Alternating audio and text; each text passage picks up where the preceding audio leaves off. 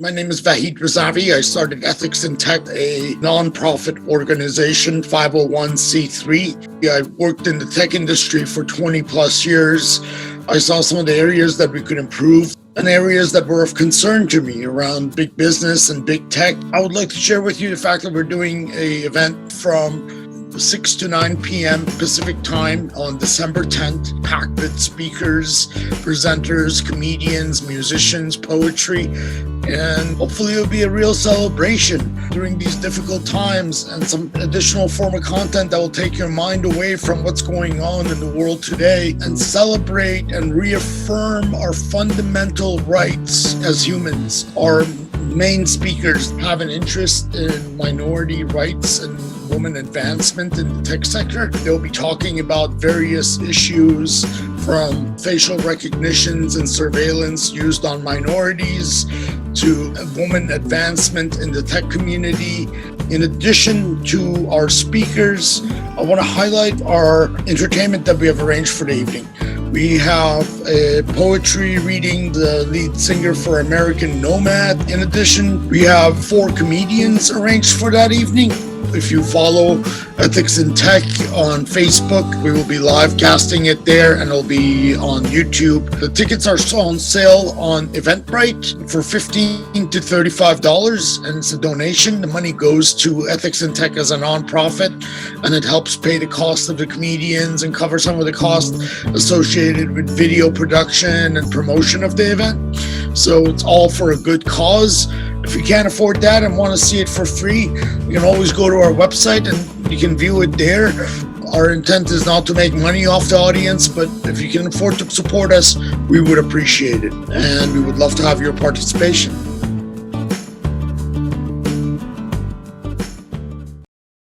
National Institutes of Health is launching a study to learn more about how the coronavirus affects children.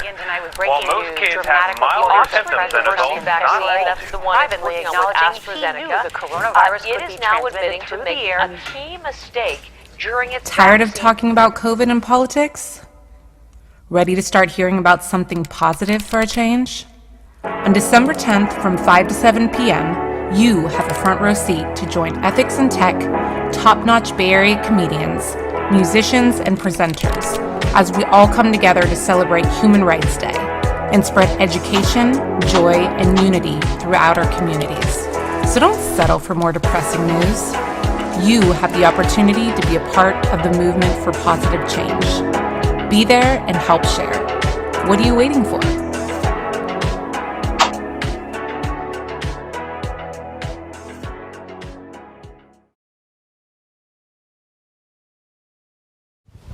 Hey guys, Will Durst here with a few choice words about a wonderful group doing some great work, and they're called ethicsintech.com. And I know what you're saying, ethics in tech, wow, that sounds like an oxymoron. That's like saying vegetarian butcher or kosher pork tartare or Catholic condom supply house or George W. Bush think tank or Donald Trump guide to etiquette and manners.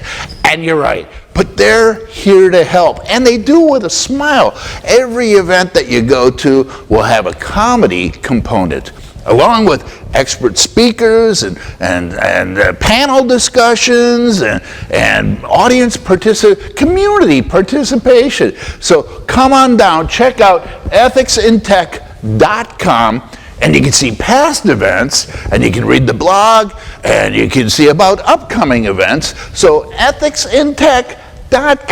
It's simple, and you might want to consider volunteering or throwing them a couple of bucks here and there. Any and or all donations will be accepted and appreciated.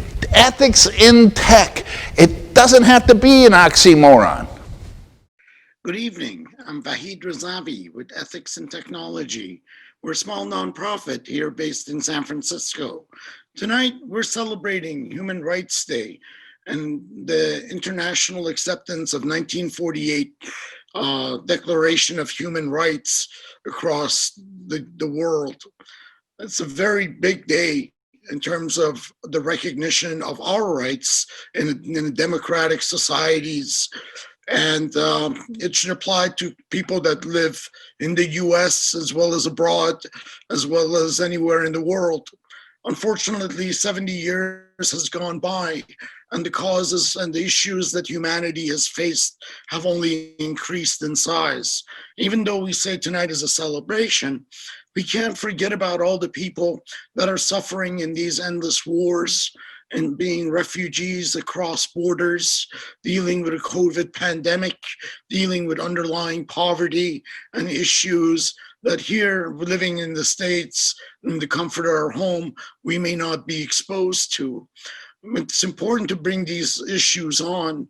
And tonight we have set aside a number of speakers to talk about not just human rights issues, but women advancement issues in the tech community and the advancement of minorities within the tech sector.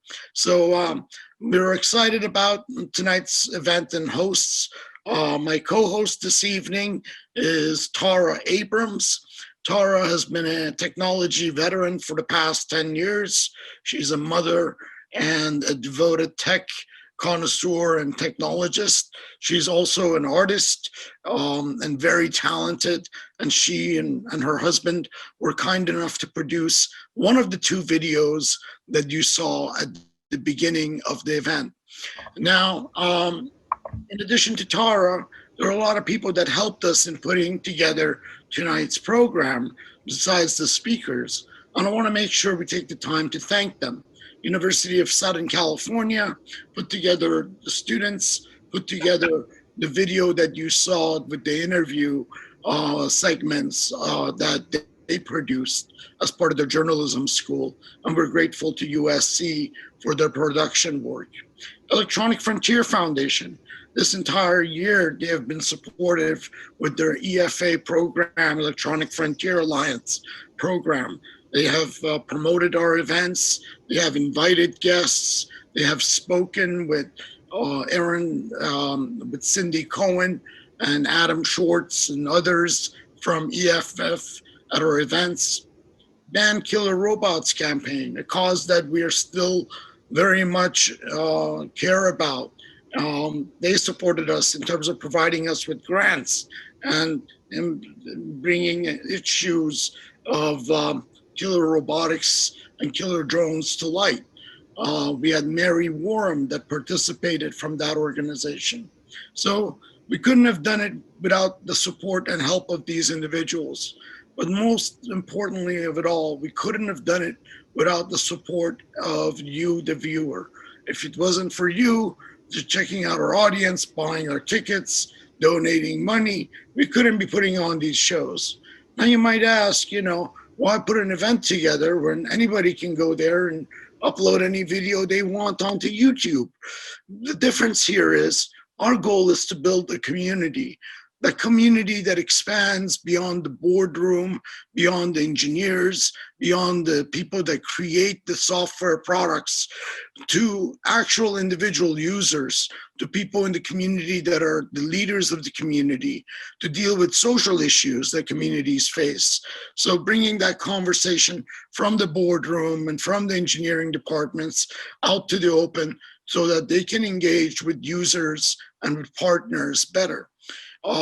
So that's why we try to build these events and bring people together through ethics in tech. And hopefully one day we'll be successful and the COVID pandemic will be over and we can have events again in person. So I'm really grateful for everyone's contributions. It couldn't have happened without their help. A special shout out to Rory, Lewis, and Nash from EFF. They've always been very supportive. A special shout out to our advisory board members, and of course, to the speakers and the comedians that you will hear from tonight. So thank you so much. And with that said, I'm going to pass it over to Tara. Thank you so much, Vahid. Yes, good evening and welcome everyone. I am Tara Donguio Abrams. We are very excited to have you with us tonight. As Vahid alluded to, we are Ethics in Tech, and tonight is a celebration. As Vahid stated, it's not only, well, one other plug, not only tax day, but we have some great panelists lined up for you tonight. It is a commemoration also to, as Vahid also stated, the UN, the day that the Human Rights Day was officially put into play. And for those of you who don't know, it was the guarantee that every individual without distinction based on nationality, gender, residence, religion, language, or any other status, which goes right along with the values and the morals that ethics and technology represents. So we're excited to hear from our panelists, that you'll hear from all different backgrounds and experiences, as well as our comedians, which will shed light on situation and a little bit of humor that I think we all need in our lives right now. So without further ado, I'd like to introduce you to our first speaker, Mr. Reverend himself, Reverend Dr. Dorsey Odell Blake is a significant symbol of trust and leadership in his community. For those of you who may live in San Francisco, here in the Bay Area, he is the Faculty Associate Leadership and Social Transformation at Pacific School of Religion. And again, he is a very sought after Reverend and ordained minister in the area. So we are looking forward to you, Reverend, on blessing us with some good word tonight. So without further ado, I'll turn it over to you, Rev. Oh, and you're on mute.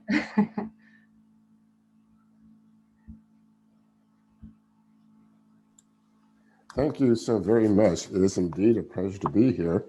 And I'm speaking to you from our office here at the Church for the Fellowship of All Peoples in San Francisco, the nation's first interracial interfaith congregation. The title of my presentation tonight is The Soul of the Nation, Worth Saving? It is derived from my earnest struggle with the lofty ideals of this nation and the staggering, obvious, oppressive contradictions to those ideals, and whether the contradictions are so profound as to nullify the ideals. The first question we must raise is what is meant by the term soul. Soul can be defined as spirit, breath, animation. What is the spirit of the nation? What is alive, breathing in it? What is its essence? Many would argue that the soul of the nation is embodied in its founding documents. The beautiful words of the Declaration of Independence capture the ideals of those who courageously broke off from British rule to form this new nation. They declared, "We hold these truths to be self-evident, that all men are created equal, that they are endowed by their Creator with certain unalienable rights, that among these are life, liberty, and the pursuit of happiness." Dr. Martin Luther King often referred to these words while addressing the contradictions in the lives of the masses of people in the United States, Black and otherwise. The preamble to the Constitution is another source revealing what is considered the soul of the nation, with its emphasis on the general welfare and securing the blessings of liberty to ourselves and our posterity, generations to come, that is. Yet there is an inherent systemic betrayal of the ideals of these founding documents in the daily reality of those living on the edges of life.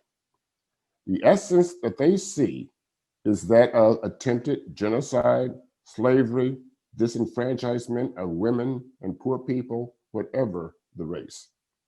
This is death of the soul. Long before Eric Garner, while being suffocated by policing forces, uttered the words, "I can't breathe," the disinherited had mouthed that same cry for centuries. Another example of the idealized soul of the nation is recorded in Lincoln's 1863 Gettysburg Address, ending with the powerful words, "The government of the people, by the people, and for the people shall not perish from the earth." 37 years later, in 1900, James Weldon Johnson penned these words regarding the sojourn of Black people in this nation, words that have become part of the unofficial national anthem of Black America. Stony the road we trod, bitter the chastening rod, felt in the days when hope unborn had died. In 1903, 40 years after the Gettysburg Address, The Souls of Black Folk was published. Its author, W.E.B. Du Bois, stated about the Black American, he simply wishes to make it possible for a man to be both a Negro and an American without being cursed and spit upon by his fellows, without having the doors of opportunity closed roughly in his face. This is a quick cursory tour of why the question of the soul of the nation is such a crucial one for me and many others, especially those who have suffered so greatly. We gather tonight to commemorate the signing of the Universal Declaration of Human Rights, adopted by the United Nations, December 10th, 1948. This is a special day in which we recognize and give gratitude for this monumental achievement in international cooperation. The Declaration is a clarion call to all nations to adhere to fundamental rights for all people, rights that are to be respected universally. It is an amazing document signed by 193 nations and translated into more than 500 languages. Many are aware of the role that Eleanor Roosevelt played as first chairperson of the Commission on Human Rights, and therefore was significantly involved in drafting the Universal Declaration of Human Rights. She stated that her work in formulating the document and getting it adopted was her life's greatest achievement. Yet there were other women, some beyond the borders of the United States, who contributed substantially to its adoption. Women such as Minerva Bernardino from the Dominican Republic, Hansa Mehta from India, and Begum Sheta Ikramullah from Pakistan. Mehta is credited with changing the language in Article 1 to, quote, all human beings are born free and equal, unquote, rejecting and replacing the phrase, quote, all men are born free and equal, unquote. It is said that her enduring legacy was her devotion to the equality of sexes as a non-negotiable fact. The idea of appealing to the soul of the international community is an important one. It is there that Malcolm X, El Hajj Malik El-Shabazz, tired of the racist machinations that he considered the soul of the United States, however, more and more believing in the possibilities of international cooperation and justice, penned his hope. Finding support for his cause and case in the Universal Declaration of Human Rights, he began organizing his hope to redress the inhumanity of the desecrated soul of the United States toward its Black members.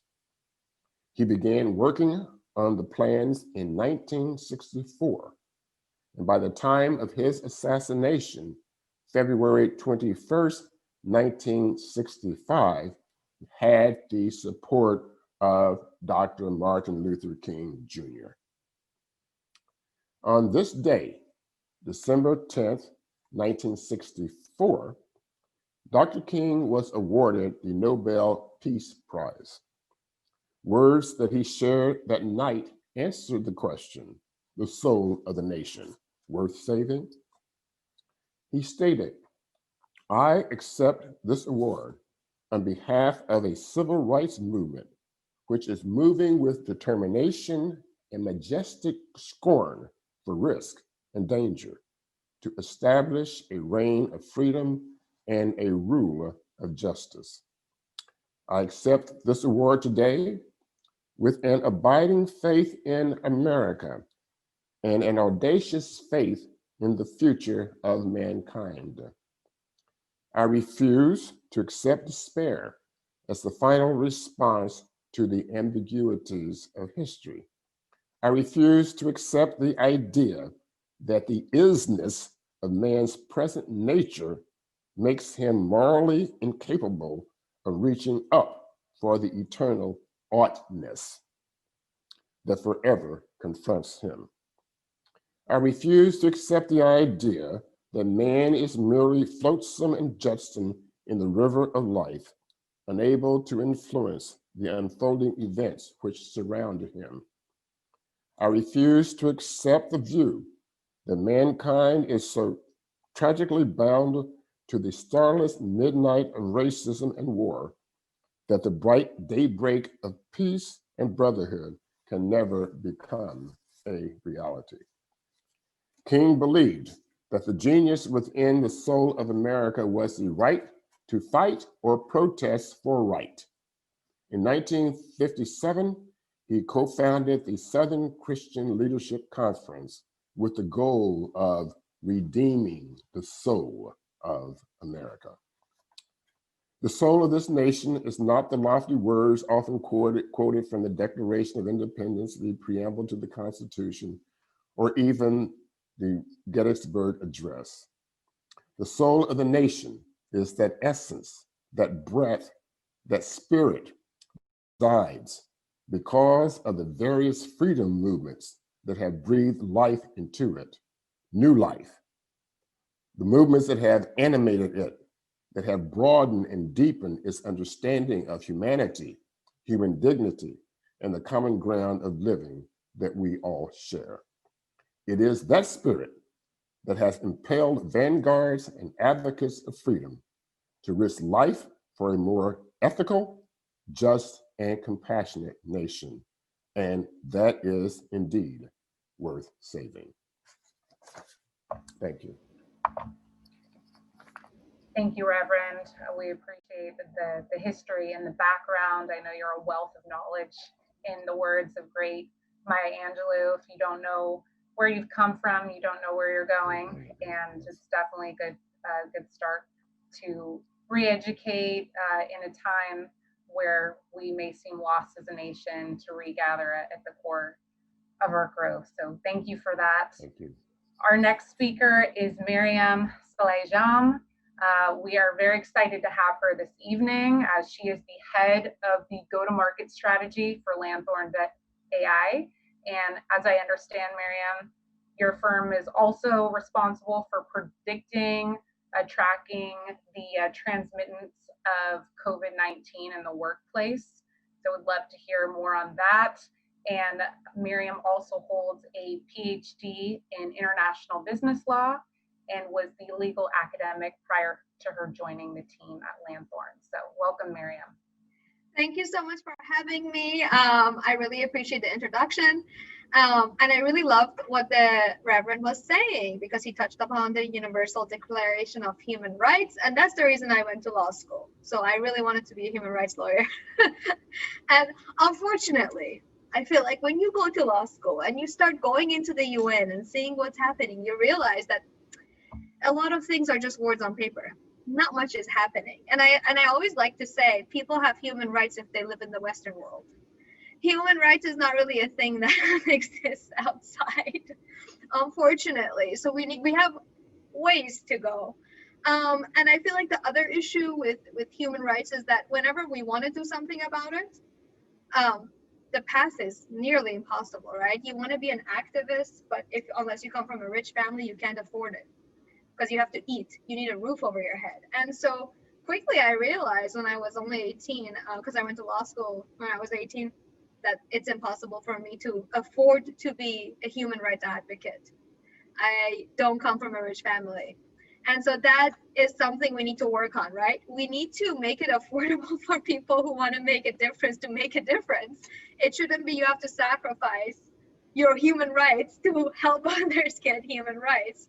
And so that's something that I think is an issue. And now I work in tech, which is super exciting.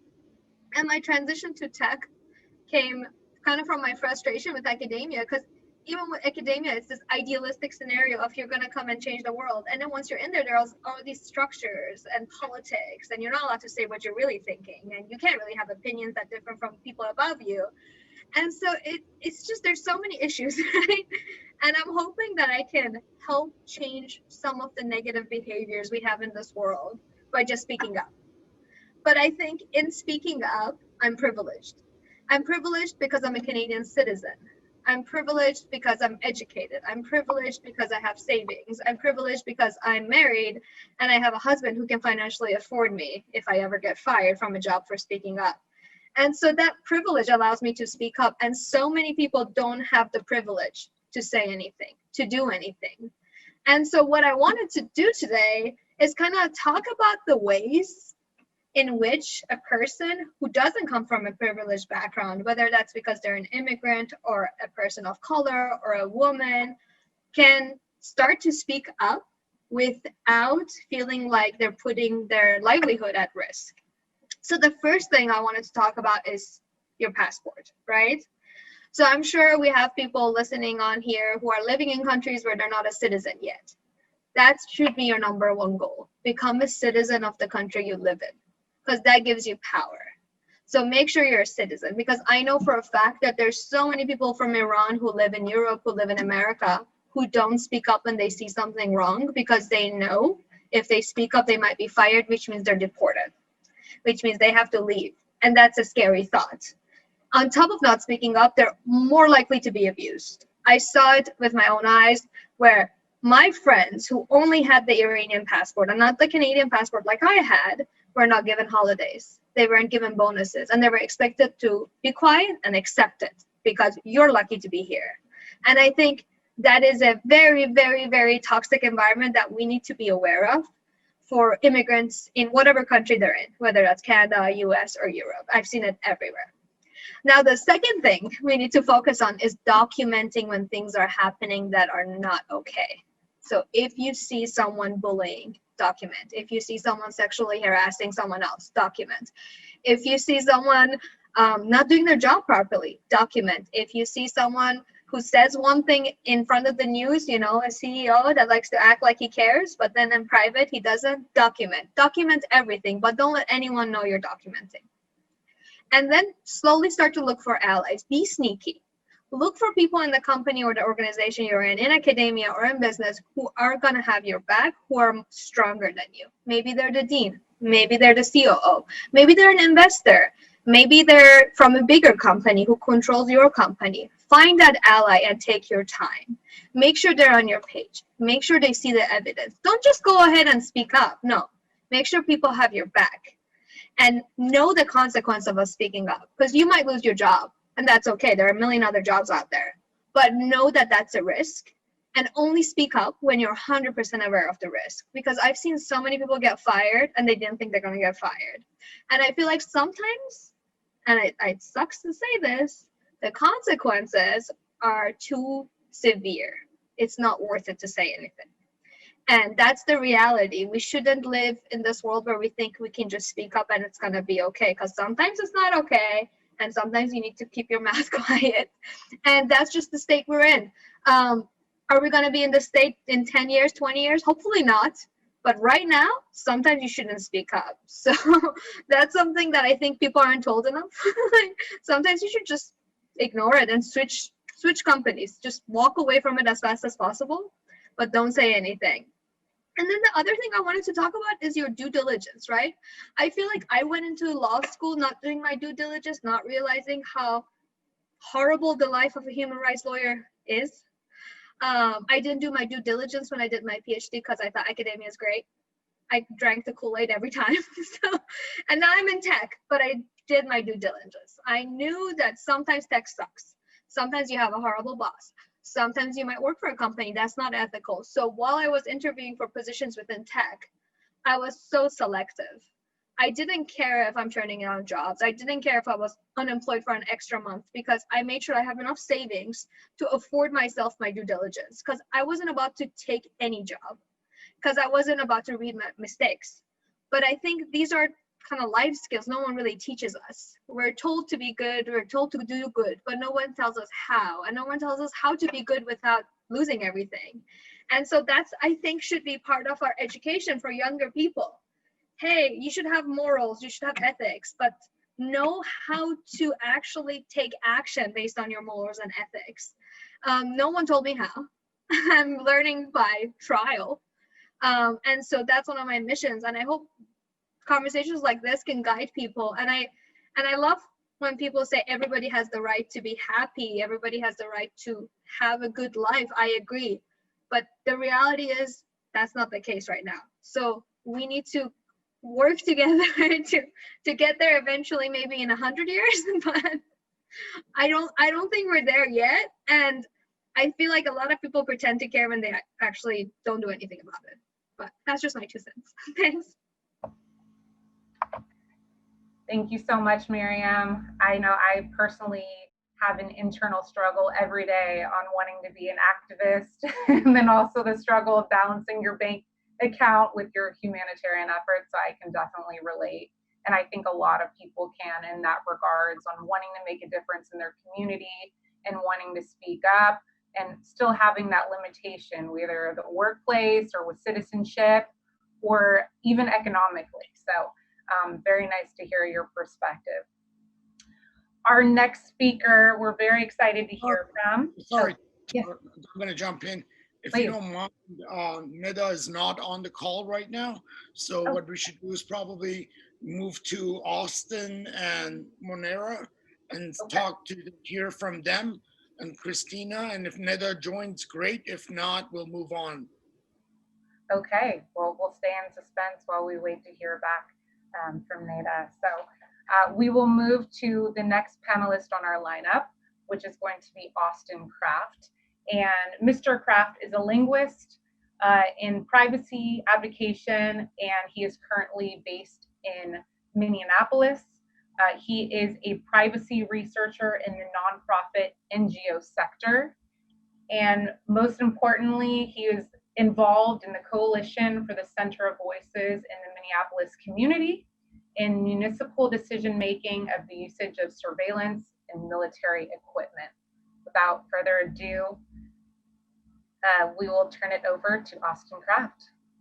Austin, before you do that, Tara, I would like to also introduce the co-host, Monera Mohammed, that's co-hosting it with Austin. And Monera works at the ACLU in the policy associate for ACLU in Minneapolis, and they're both speaking at the same time. Yes, thank you so much, Vahid and Tara. We're going to talk about our experience in Minneapolis with the police surveillance. We've got a little presentation that I'm going to start sharing with you in just a couple of seconds. Austin, if you want to introduce yourself too. Absolutely, yes. Thank you everyone for joining us this evening, and it's been a great evening so far. Munira and I are excited to highlight some action that we've been taking and we've been supporting to bring human rights issues, particularly in oversight of surveillance technology, to the day-to-day lives of community members here in Minneapolis. So, Vahid, we do have a little presentation. If you could make me co-host, I'll start screen sharing. That way everyone can see.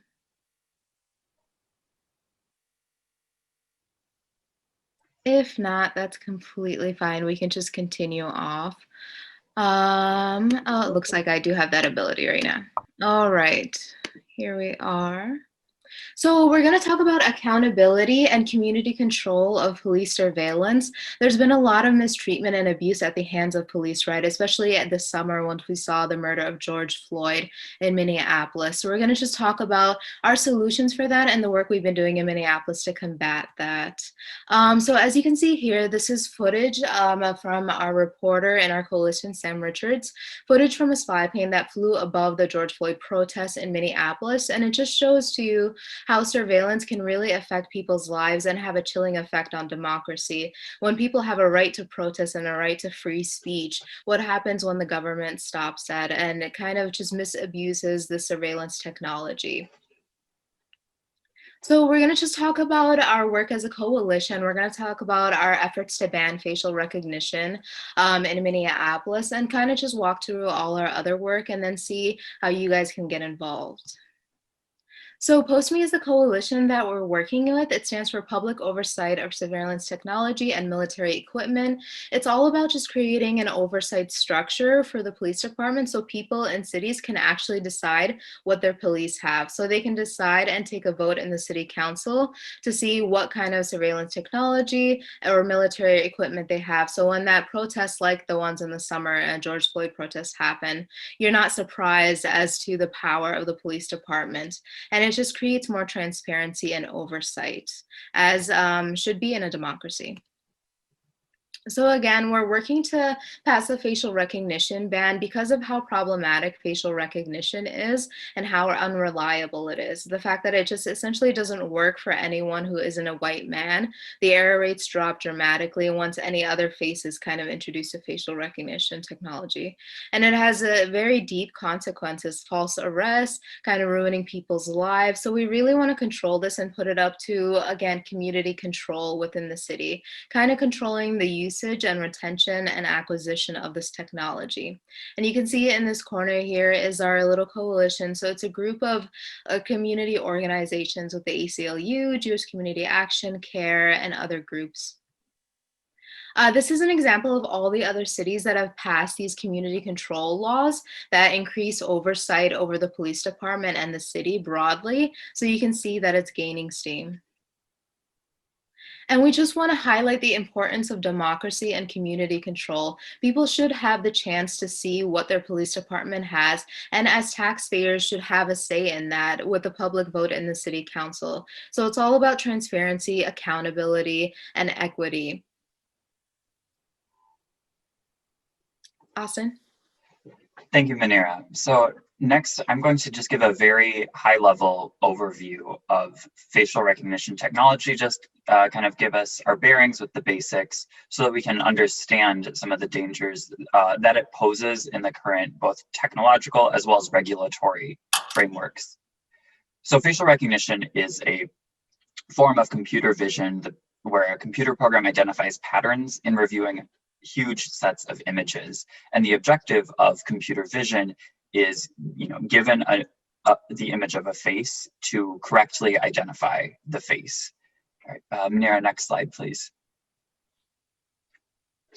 While facial recognition has been touted as this key to a non-invasive and quote unquote, objective or unbiased approach to policing, the outcomes that we've seen since it's been rolled out actually show that it is more invasive and actually exacerbates racial disparities within our justice system.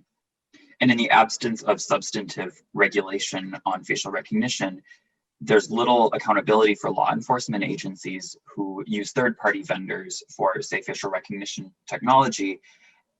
And these tools can lead to instances like false arrests, as was the case for Robert Julian Borchak Williams here. And we encourage you to visit postme.mn to learn more about a variety of topics in this realm. In particular, our coalition has synthesized a lot of research on the technical, legal, and ethical implications of facial recognition technology. This is just the surface, just the tip of the iceberg. Next slide, Manira. So Manira had alluded to some significant disparities when it comes to the quality of facial recognition technology across race and gender. The organization Gender Shades found stark disparities in what are considered to be state-of-the-art facial recognition systems. So while lighter-skinned males were correctly identified over 99% of the time across the board, darker-skinned females were correctly identified only as low as 65.3% of the time. And when any inaccuracy could mean, say, a false arrest, these low numbers are sobering in themselves. But when we're looking at the picture and at how quality of these tools systematically varies on the basis of race and gender, it is clear that facial recognition, in the absence of substantive regulation, would exacerbate disparities in our legal system. Next slide, thank you. And now, as a brief illustration of algorithmic bias in computer vision, we want you to consider this example. So this image is of a darker skinned man who's taking someone's temperature. And the computer vision program has labeled gun, photography, firearm, and plant as predictions of what is included in the image. Next slide, please. So in a compelling demonstration by Emun, who's one of our coalition members, if we zoom in on that same image from before, if we just zoom in on the hand with the temperature reader, and we adjust the lightness of the skin using augmented pigmentation, you see here on the right is the altered image compared to the original image on the left. When we lighten the skin, the prediction of there being a gun in the image goes away. Given that computer vision programs are often trained on biased data sets that may be taken, say, from criminal mugshots, which themselves come from a justice system that has a disproportionately high representation of Black individuals, we're seeing these human biases playing out as algorithmic biases in real time, replicating and reinforcing those biases in these new ways. Next slide, please.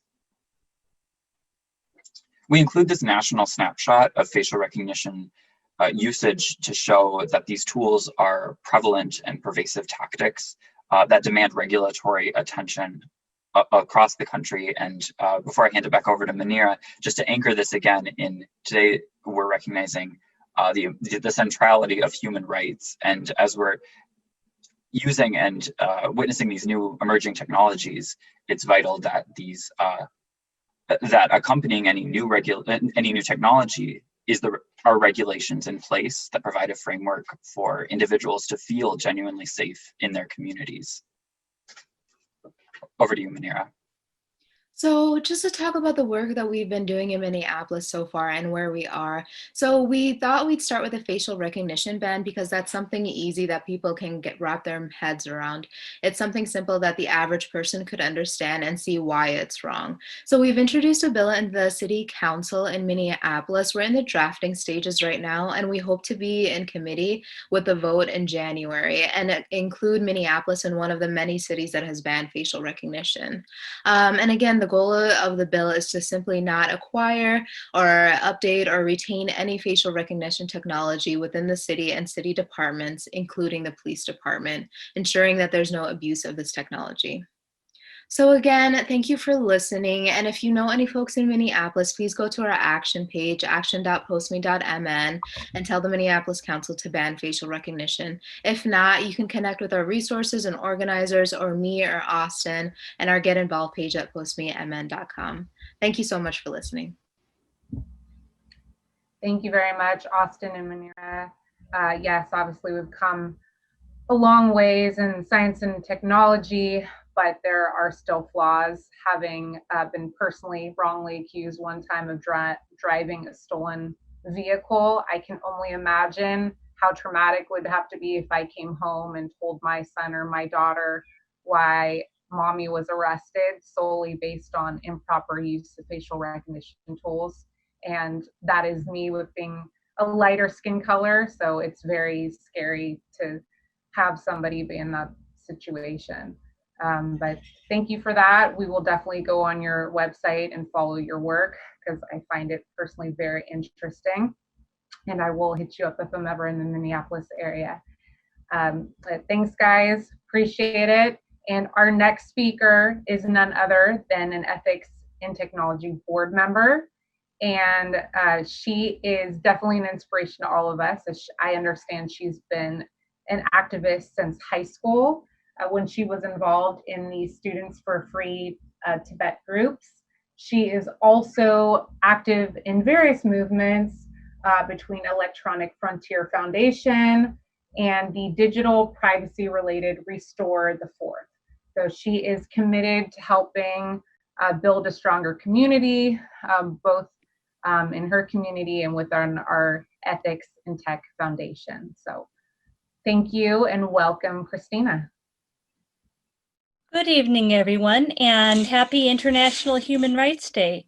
I am honored to be part of such an amazing lineup. Thank you, everyone.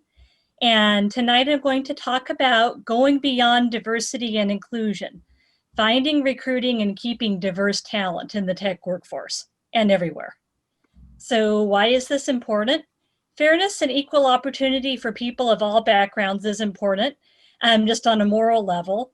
And this includes race, class, gender, sexual orientation, national origin, income level, disability, neurodiversity, and age, and just where people live, even if they are not near a big tech company. And also we need consumer products that take into account the needs of greater segments of the population. Some of you may know about the famous Chevy Nova example, a car that was called a Nova. In Spanish, Nova is no-go. And this is even more true when the products involve social media and public communications and taste making. Firms need to have input into product design from the kinds of people who are going to use their products. And as a silly example for me, well, of course, I'm not claiming this is on par with racial injustice. As a woman, I feel offended and tone policed by autocorrect in software. Sometimes I'm saying exactly what I mean, and it should be far easier for me to opt out of autocorrect. So statistics and thought leaders point to a problem both with tech firms being able to recruit diverse talent and retain the people they recruit. Companies are saying they're hiring a greater percentage of people from diverse racial groups, which is true given the reports the firms put out, but these increases aren't leading to increases in the overall percentages of diverse employees, which points to retention and work environment issues. Margaret Neal, Stanford University professor emerita in organizational behavior, said retention is as big an issue as recruitment for diverse talent. Finding a mentor or a sponsor within a company can be difficult. Without one, it can be nearly impossible to ascend to a leadership role. And very few people of color or other diverse people are in leadership at big tech firms. And when they are, they're, say, officers of diversity, rather than tech people hired on merit and treated the same as everyone else. Edith Pan and Kyla Windley, Stanford Public Interest Technology Lab's Medium blog says, regardless of the stratification of data, it is evident that the increase of diverse hires at these companies is not reflected in the overall increase of diversity. To take Google as an example, there was an unspecified number of record new Black tech hires. However, when looking at their diversity report, the attrition index for Black employees at Google is 112, 12% above overall US attrition. The figures are 131, 117, 97, and 80 for Native Americans, white people, Hispanics, and Asians, respectively. The pipeline problem, where not as many diverse people are going into these fields in general, can be reframed as a recruiting or a talent finding issue, starting with junior high and high school students. So where do you find diverse people? I'm a PR person, so I always say to find your audience where they already gather and reach them how they already communicate. Go beyond your book club, yoga class, and friend group and seek out online job boards, Facebook and LinkedIn groups, and when COVID is over, community festivals and gatherings in diverse neighborhoods, and see if you can donate, sponsor, set up a table, and go where the people are. If you've got a diverse group already, ask people how they found you. Support initiatives to educate and mentor high school students from all sorts of backgrounds, people of color, low income, disabled, living in the inner city or remote rural areas or suburbs who would be interested in going into the field. And watch the language in your materials in general and on your website, not just your recruiting materials, but the company's internal and external communications in general. For example, remove the gender-coded words such as empathetic, collaborate, share, dominant, decisive, or independent, so men or women don't assume the job is for someone else. Or maybe use both male and female coded words to attract a complex human being. According to a Hewlett-Packard internal report, men are more likely to apply for jobs when they don't meet all the qualifications because they assume they can learn on the job. Women are less likely to apply if they don't meet 100% of the qualifications already. So in my experience, this doesn't just apply to women, but all sorts of people who aren't already well represented in the tech industry. People on the outside not already working in tech or related industries don't know the secret code of what aspects of the job description tend to really be mandatory and what can be learned on the job. So don't have a secret code. So eliminate non-essential requirements or list them as things that would be nice to have but not needed, and emphasize that you can train for those things. And give space for people to share other qualifications they may have that you haven't listed. And avoid asking for strong English language skills if external communication isn't part of the person's job. Ask for them to be able to communicate effectively in English. Saying clean shaven can also exclude people from some faith backgrounds, so request professional appearance. Avoid cultural fit and focus on value alignment. And say what your values are and how your firm expresses them. If everybody in your company happens to all be from a similar background, applicants may assume that cultural fit means you have to look like them. And avoid age-linked words, such as energetic or digital native. Let people know about your accommodations for the disabled and the neurodiverse, about telecommuting, flexible schedules, etc. Those things are good for everyone, with or without a disability. Choice of language matters here too, such as access to reliable transportation, rather than you must have your own vehicle. Ask the people who currently work with you if they would have considered themselves qualified and applied with your current advertising and job descriptions. If not, consider modifying them. In your company's messaging, show a diverse group of people and then emphasize those people's accomplishments so people see their respected teammates and not diversity window dressing. And use many different job boards and a diverse hiring panel. Also, once you've hired a diverse crew, you've got to help them and everybody else feel comfortable staying in your workplace. As I mentioned before, mentorship and training within a company is critical to people's learning and growth within the organization and their sense of belonging. That's true for all people, especially for minorities or those who may feel like outsiders. Tech firms made donations to various racial justice organizations this summer, which can be good, but they need to live those values out internally as well by investing in their own mentorship and training for employees, as well as in diverse recruitment strategies. One major issue in workplaces is the counterintuitive effects of a supposedly chill, laid-back, and friendly workplace. Some people assume chill, casual, and fun environments where everybody hangs out and plays ping pong together won't have the same kind of interpersonal problems or discrimination we've seen in traditional workspaces, so we can dissolve the boundaries that used to exist among coworkers and between workers and supervisors. But as I've learned from introverts and from watching people interact in chill workplaces, just getting rid of the boundaries and playing board games together doesn't automatically make everybody friends. As a matter of fact, we can inadvertently create spaces that are even less safe for marginalized people when there's social pressure to share about one's personal life with people we don't yet know well. There is actual, real, internal, personal, and organizational work that we need to do to build authentic relationships. That work takes time and intention. People need to consciously change the preconceptions and biases they have and resolve to be open to change.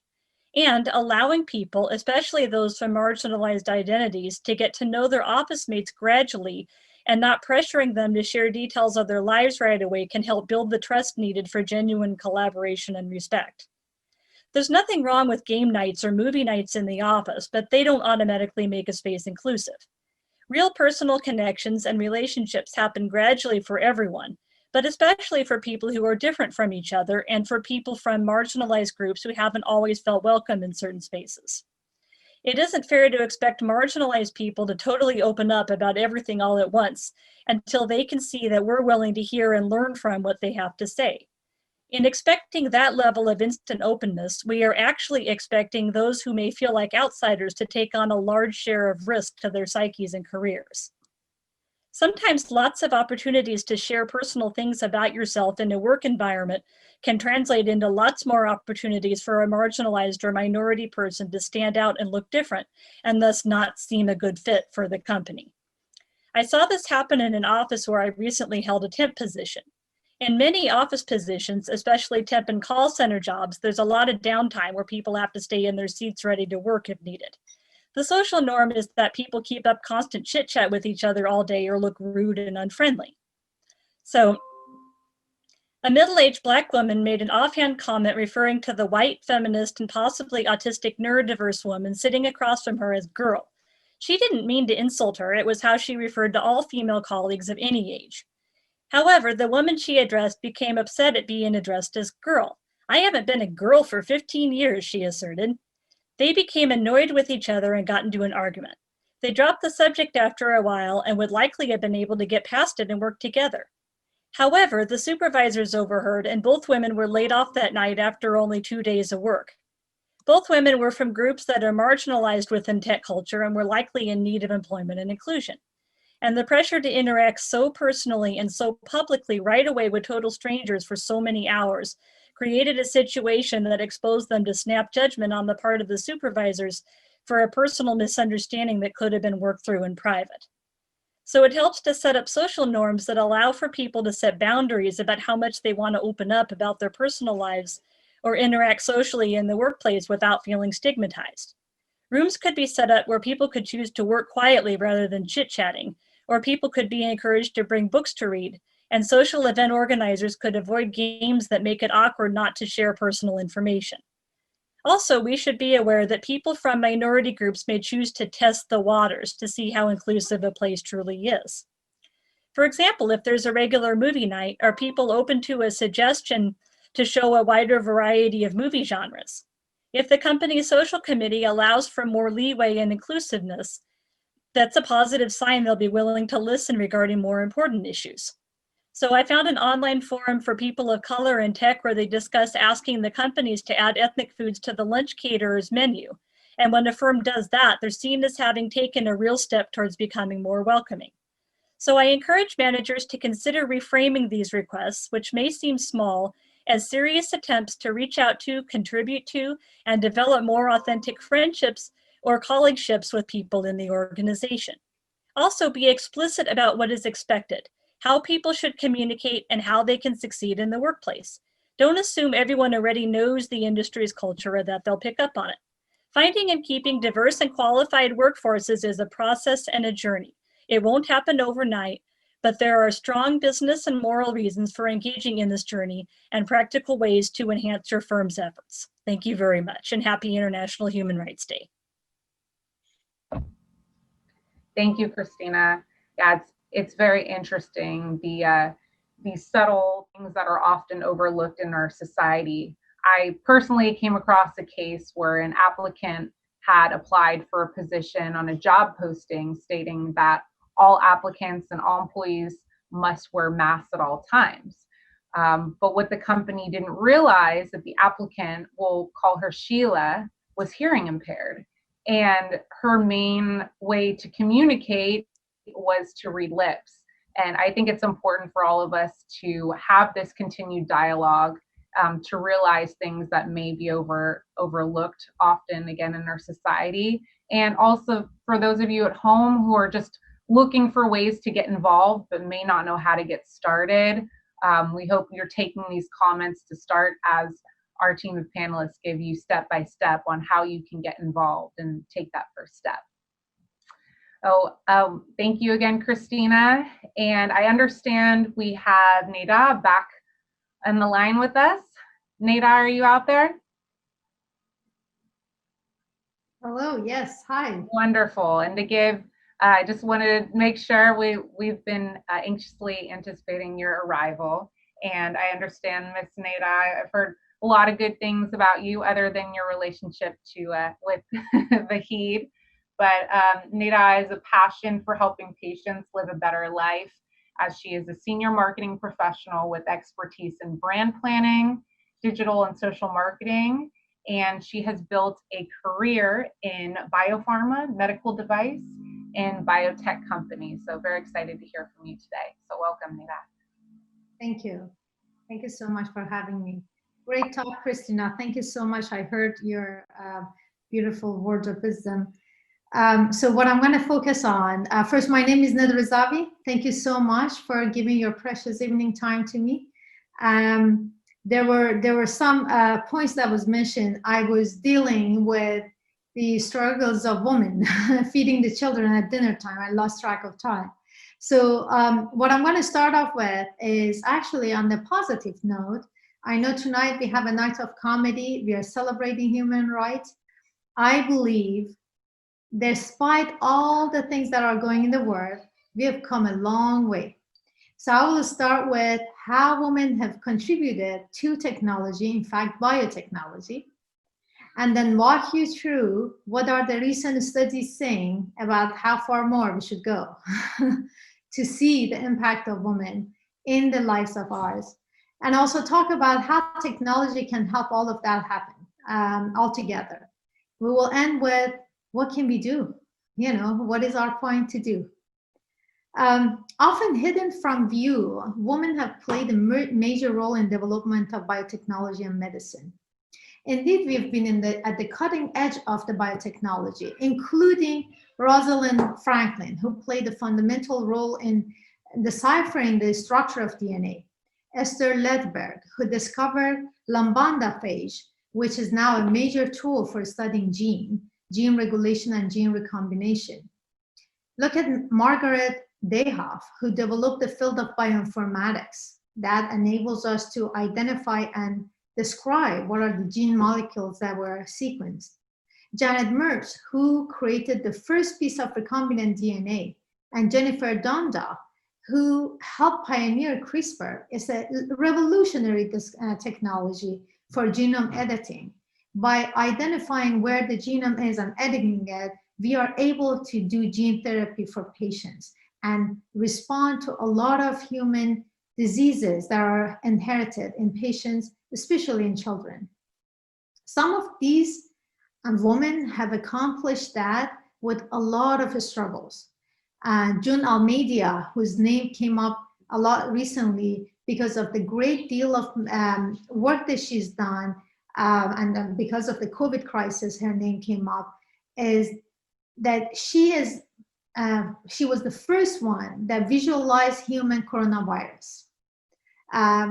Burley, that describes and scratches the surface of how much she has accomplished. She left the school at the age of 16 and forged a major career based on her outstanding skills in electron microscopy.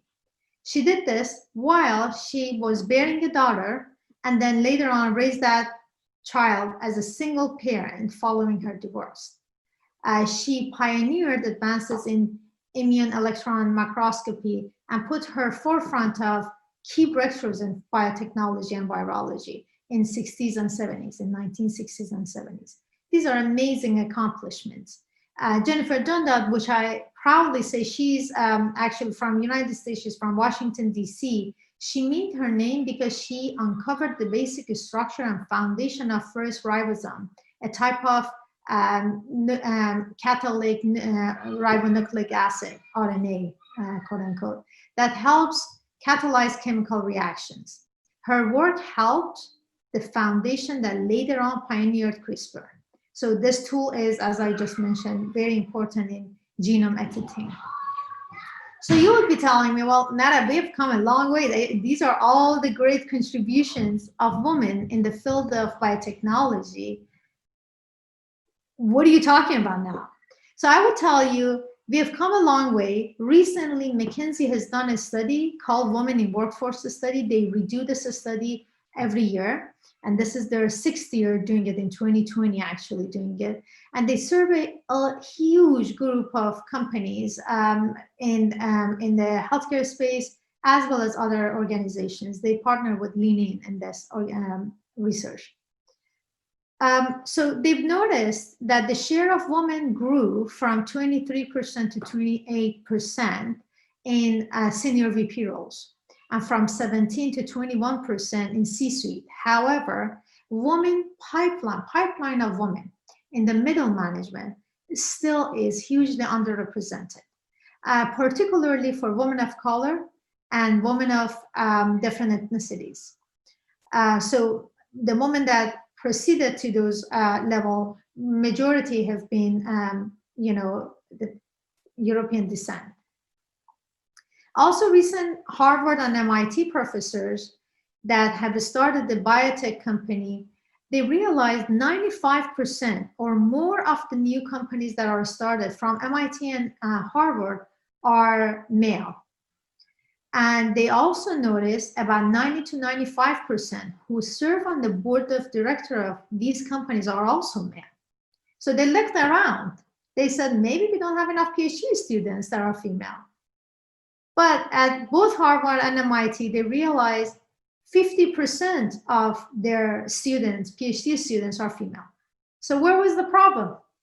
They noticed very frequently when the students come up with an idea to start a company, they will go and reach out to their male professors. And they ask the male professor, would you be on my board? Would you help me start the company?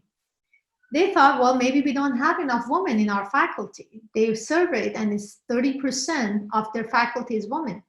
So where the problem is, right? So there is a lot more work to be done. But there's a good news in here. According to 2020 report by GSMA and Charlie Blair Foundation, they realized mobile ownership transformed the life of women, not only in the developing world, but also in the developed countries. More than 2,000 women surveyed. This one is mostly focused on the low income and middle income countries like Bolivia, Egypt, India, and Kenya. 41% of women reported increased income or professional opportunities, and 85% reported higher independence, and 93% reported feeling safer because of mobile phone. So technology, so going back to the topic that Vahida started tonight, technology and women in technology. Technology needs women, women needs technology. In order for us to improve the way things are done and cross down all the barriers and break down all the walls, we need to enable female in technology and technology for women. There is a lot of various type of technology, such as blogging, such as ability to express their feeling and emotion online, amplifies women and increases their self-esteem and allows them to voice their comments and express their views.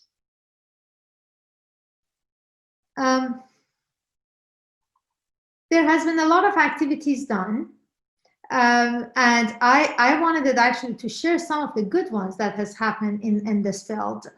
For example, creating a safe environment for women through technology.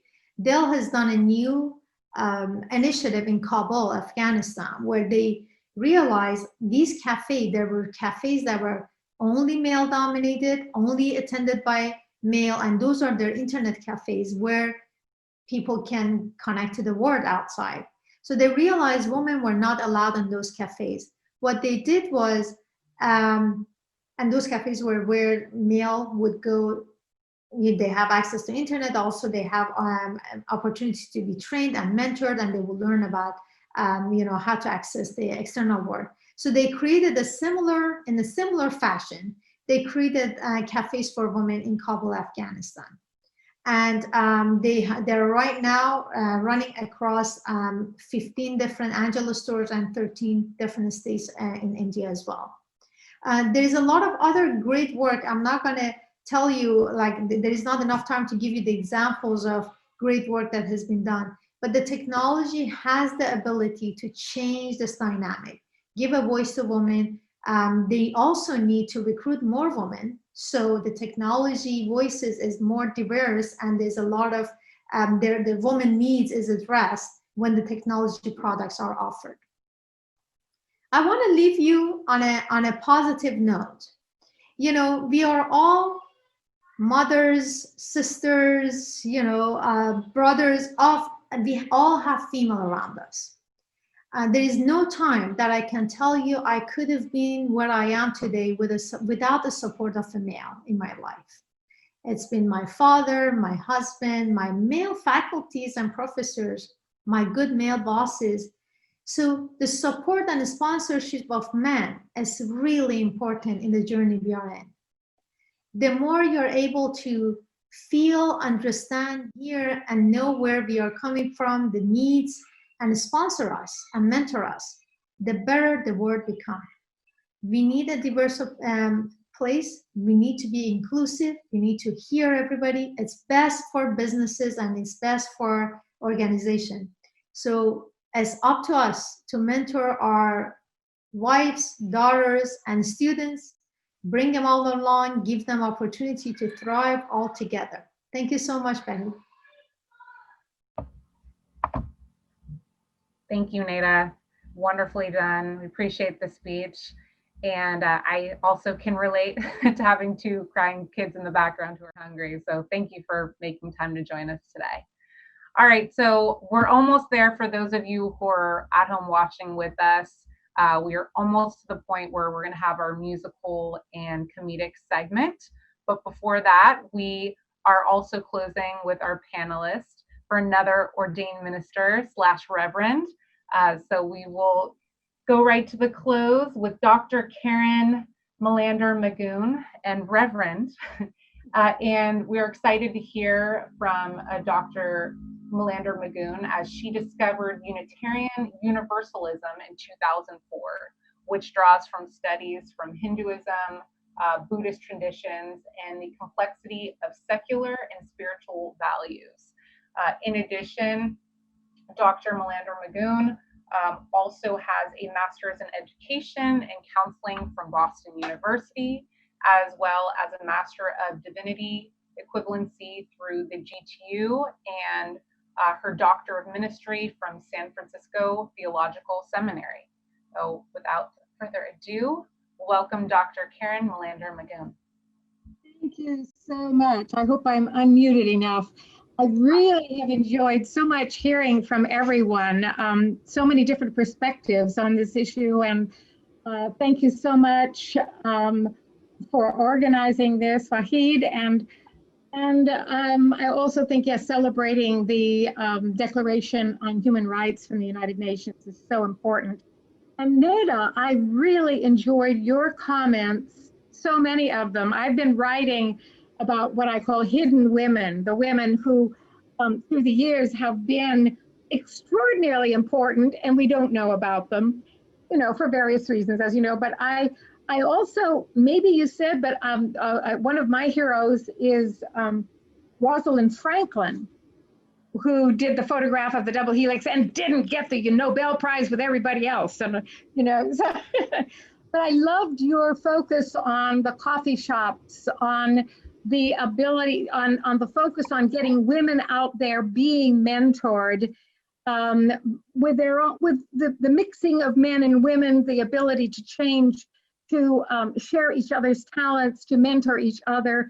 You're saying tech needs women and women needs tech, and I was thinking the world needs women and women need the world, and men need women and women need men. And it's just, it's by working together that we really realize the whole ambition of the Declaration on Human Rights, that we realize the incredible potential we have to change the world when we do it together. So I really appreciated your comments, and it's been very, very exciting to hear what everyone has to say. I am supposed to introduce some of the poetry to this conjunction of ideas. Oh, I did want to say one more thing. When I was in 7th grade, I became an activist, but not in the way that we're thinking of so much today with my focus on people, although it turned out I was focused on dams and on the destruction of the earth, and I was very much into the arts. So Abu Simbel was going to be lost, this wonderful temple on the Nile, and then they moved it, right hundreds of miles away, and it wasn't on the Nile anymore. And I was so upset as this little 7th grader that was my initiation into being concerned about the world, the art of the world, the people of the world who are creating that art. And so that, you know, that was just one of the issues that really challenged me. I did think about this idea of ethics and tech, and my first poem is devoted to that. Also, we do remember that this is the first day of Hanukkah. So I'm bringing in some of our spiritual values to this because I think it's extremely important. Not just the Christian, the Jewish, the Christian, there's a touch of the Islam. As you mentioned in my introduction, Tara, I've always been a bit syncretic, as they say, by by bringing in religions from all over, thinking that it is the great thought of humanity that brings us forward. And again, comes back to my idea that we need to share our thoughts, our ideas, our art, and our muses. So this is Hanukkah begins today, meaning dedication. Advent has begun, waiting for rebirth. A pandemic sits with us. We wait for a vaccine. We expect science and technology to deliver. We are isolated, often with computers our only company. We are polarized. We cannot mingle with our neighbors. Our world is warming. Our forests and oceans threatened. Children are separated from their parents at our own borders. We cannot find them. And we ask our computers for answers, for algorithms to combat our own failings. Islam tradition tells us the temptation in the Garden of Eden was not fruit, but was wheat. That was wheat that led us to farm. Wheat that led us away from nature, wheat that led us to learn and experiment, led us to find industry and technology, led us to think and learn and find computers. And God said, that's good, but be careful what you wish for. So we spread our parks with artificial turf. We don't have to mow it or water it, but that gave us cancer.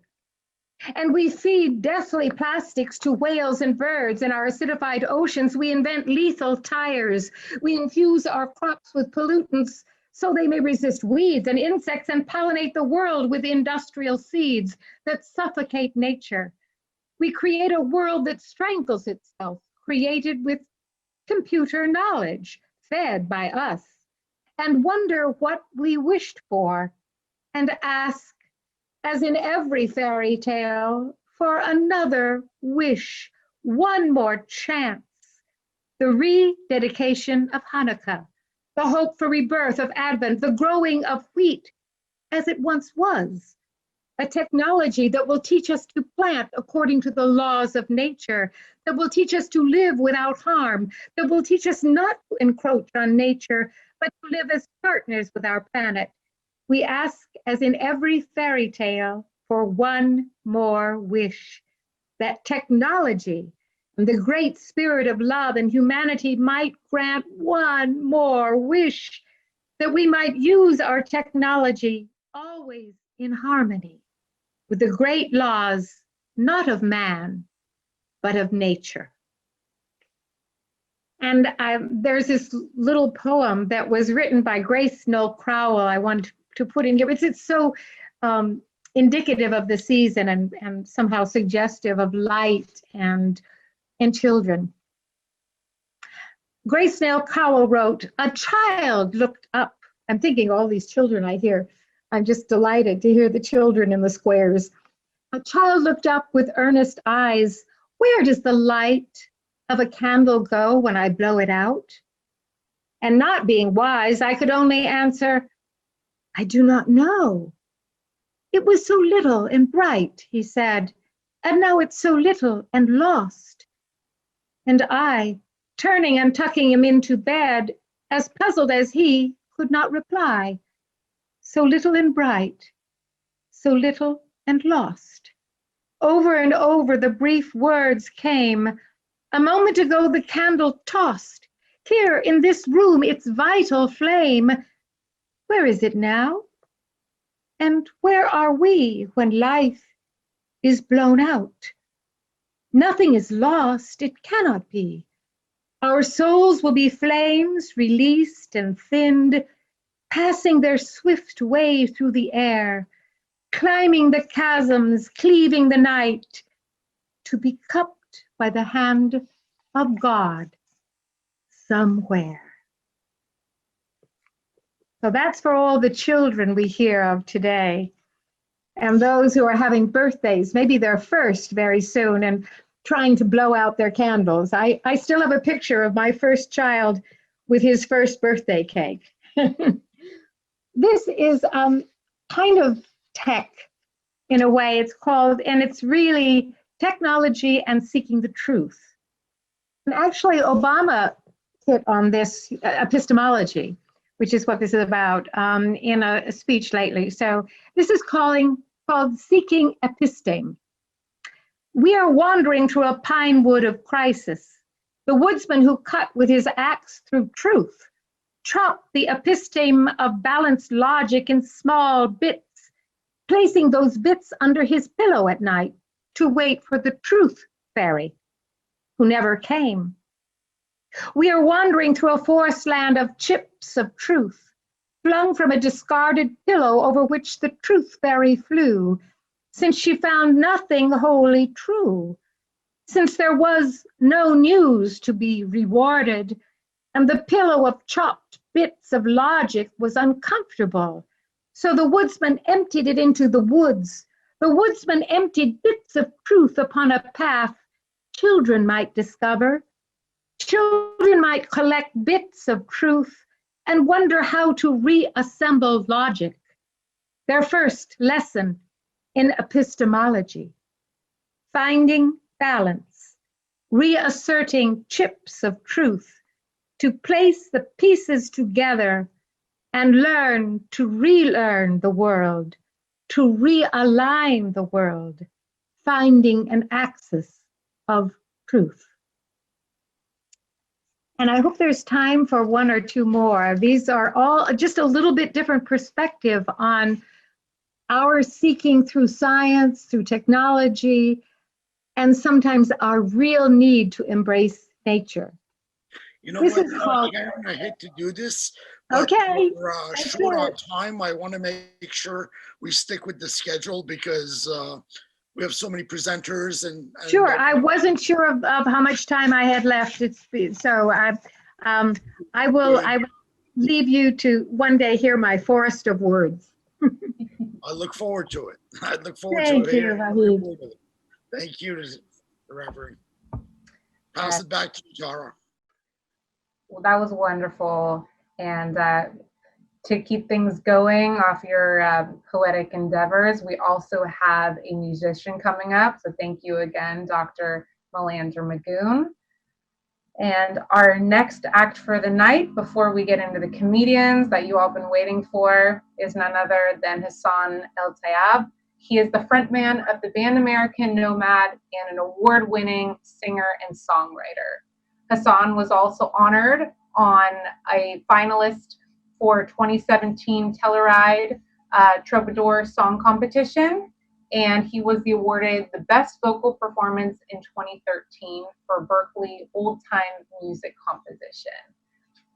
We are excited to have you, Hassan, and to have you grace us with your music composition for the evening. Well, thank you all so much for having me. And, you know, when I'm not doing music, I am a human rights activist in Washington, D.C., and I'm trying to end the wars in the Middle East, stop the war in Yemen, prevent war with Iran, and help the Palestinians if we can. And I'm happy to be here with you all. This is a tune I wrote called Four Walls, the COVID-19 Blues. Hassan, real quick before you start and grace us with your music, I heard that you have a really good story about what keeps you up at night.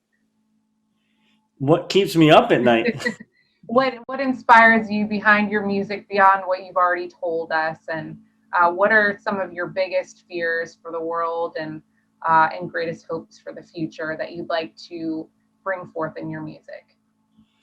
Man, that's a doozy. So, you know, I just really want to see peace, you know, all over the world, but especially in the Middle East. And so I think that, you know, that definitely inspires me to keep going and to lobby Congress all day, because that's what I do. And it's a tough job. But and when you're lobbying Congress, you're playing them a tune, right? As you're lobbying, you're doing, you know, I haven't done that yet, but now with Zoom, I got no excuse. right. So, there you go. All right. Well, awesome to have you. Thanks, Hassan. you got it.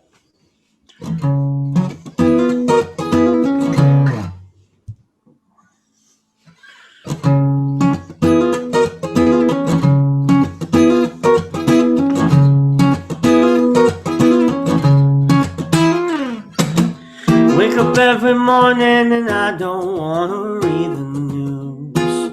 So every single headline gives me the COVID-19 blues. And it's a cruel world. We're living in a cruel world. We got to come together stronger. Like we don't got longer. We got to come together stronger. When the future of this world I want ain't like this sick whole world I see. When I hear sirens in the distance, the million people screaming, I can't breathe. I've got four walls and the truth, the COVID-19 blues. Well, yes, I do.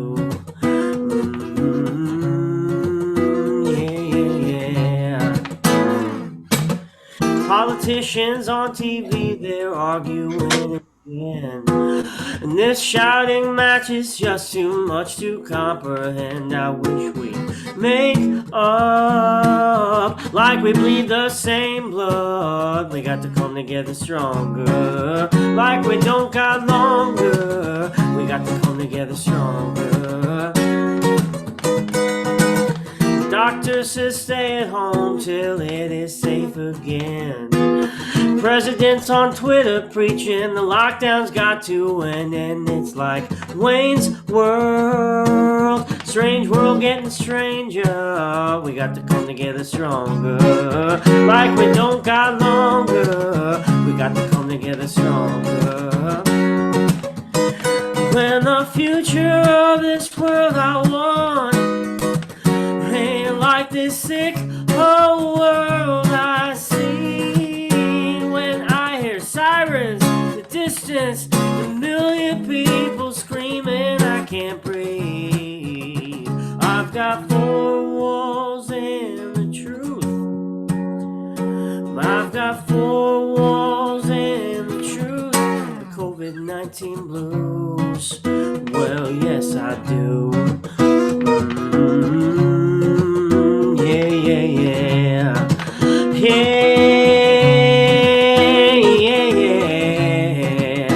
I said I do. I said I do. And I bet you do too. Thank you. Yay, that was amazing. It gets depressing over here in Capitol Hill sometimes. You got to play a little music. And here's one. I'm just going to kind of keep rolling along.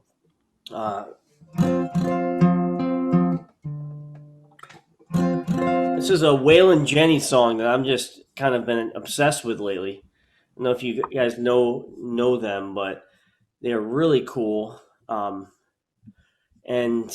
just have awesome, beautiful music. This is called Glory Bound.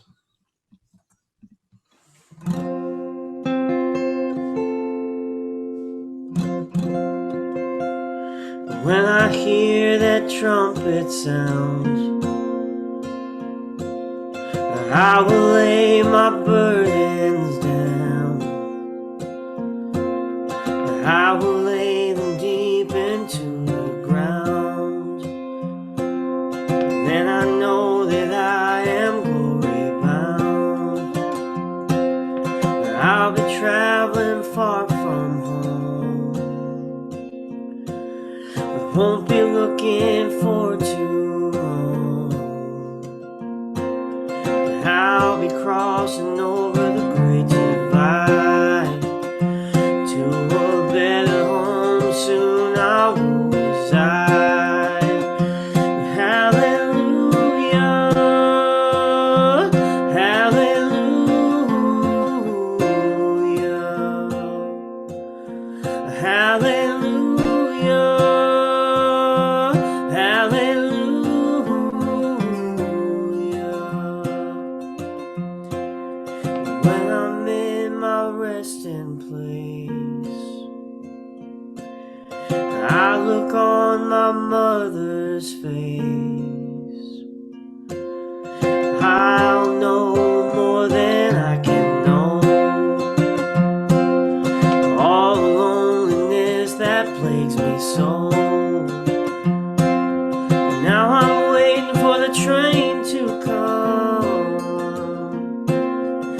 Yes, I know where she's coming from. Listen, can you hear her on the track? When I'm gone, I won't be looking back. Hallelujah, hallelujah,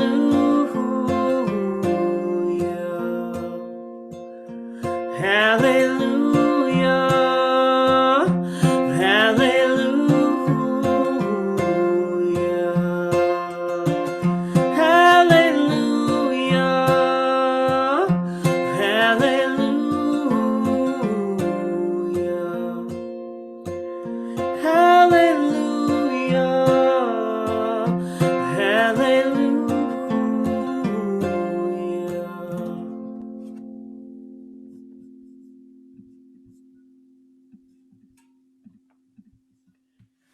Thank you.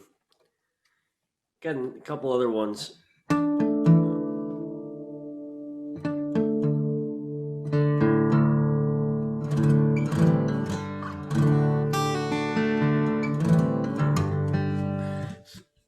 And feel free to just give me the cane when you want me to jump off and let the next person come on. But I'm really enjoying this, and I think it's a really important occasion, celebrating human rights all over the world. And I got to be honest, it was a bit of a sad day for me today. Last night, the Senate voted to approve $23 billion of weapons to the UAE. And they're one of the leading human rights abusers in the war in Yemen. And it's just really sad. We got 46 Democrats to vote against the weapons, so that was good. But, we got a lot of work to do as a country to kind of reckon with, our support for human rights abusers around the world. And I actually wrote this next song. It's called Free. It's for a female friend of mine who was struggling under the kafala system and stuck in Saudi Arabia for a couple years. And she finally got out, and I wrote this song for her. So.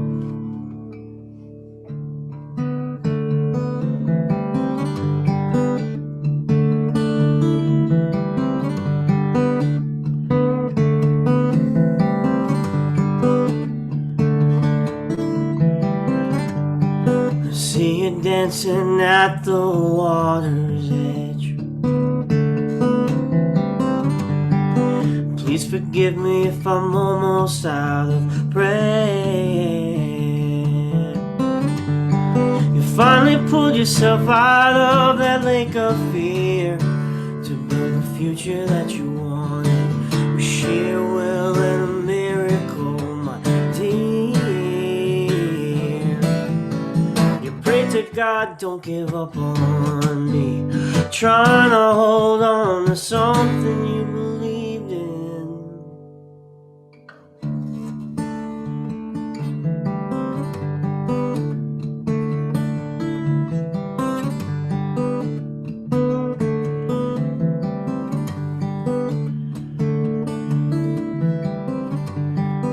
Breathe in the mountain air. Stretch your body like no one's gonna care. You freed your hands, free them of them shackles and chains to build the future that you wanted. Speaking truth, even if your voice is shaking.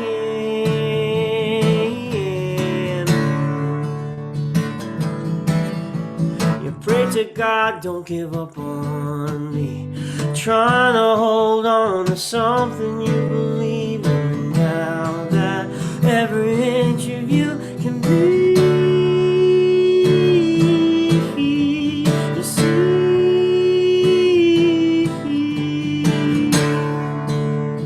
Now that you are home, all you gotta be is free.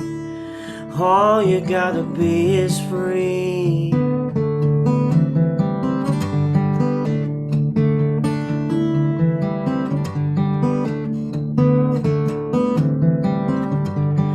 See you dancing at the water's edge.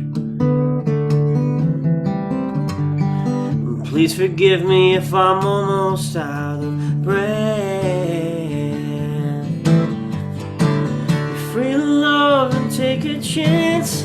We're free to run upon the sand. Free to sing, free to laugh. We're free to make a stand.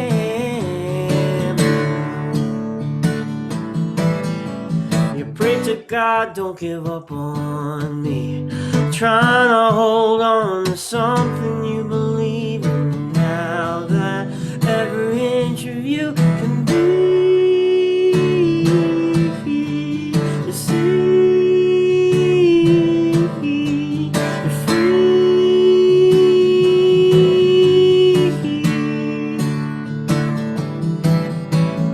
Pray to God, don't give up on me. Trying to hold on to something you believe in. Now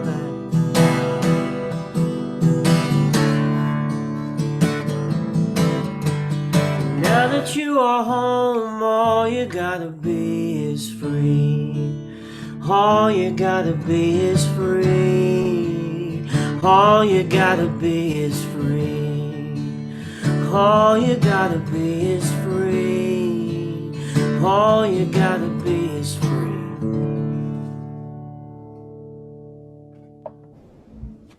Nice.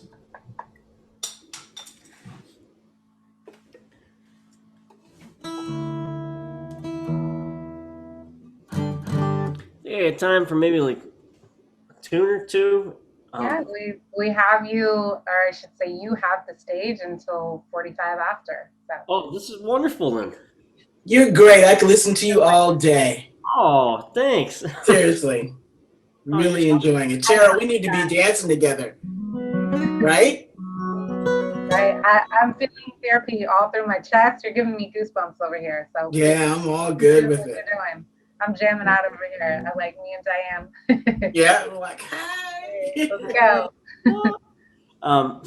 So this is a tune I wrote. I had a guitar student, and one day he's like, "Man, I ain't coming in and practicing this weekend." I'm like, "Well, what's the matter?" You know, thinking in my head, I'm like, "You never practice," but I didn't say that, of course. I didn't want to, burst his little bubble, break his little heart. He said his dad's a truck driver. He's like gone for 2 weeks, home for 2 days. And it kind of broke my heart a little bit. I grew up with my dad, and, he's here kind of having a childhood with his dad gone most of the time. And, but he said this, he's like, when he comes home, we go big. I was like, oh man, I love that. Nice. And, so I went home and wrote this tune called Kiss You Goodnight. It's like the story about his dad, hypothetical story about his dad trying to get home to tuck him in at night after a long couple of weeks of truck driving.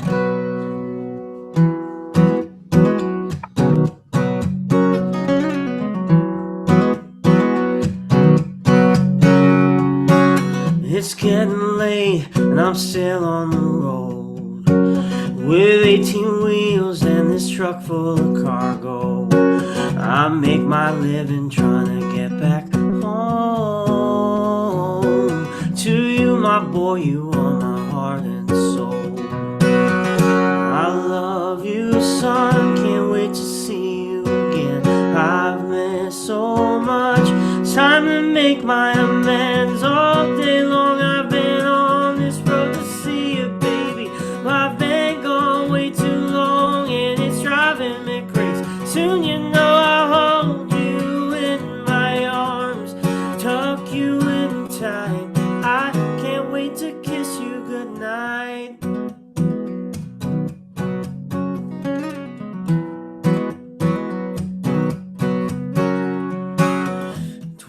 Driving for 2 days home. I miss your birthday, had to send you a love note. With the time we have, we always make the most. When it's over, I don't wanna let go. Strong smell of diesel is filling the air. High octane coffee that could straighten my hair. Keeps me going now. Almost there. My engine's rolling and you know I care. When times are hard, see you soon. You are the love of my life. All day long I've been on this road to see you, baby. Well, I've been gone way too long, and it's driving me crazy. Soon you know I'll hold you in my arms, tuck you in tight. I can't wait to kiss you goodnight.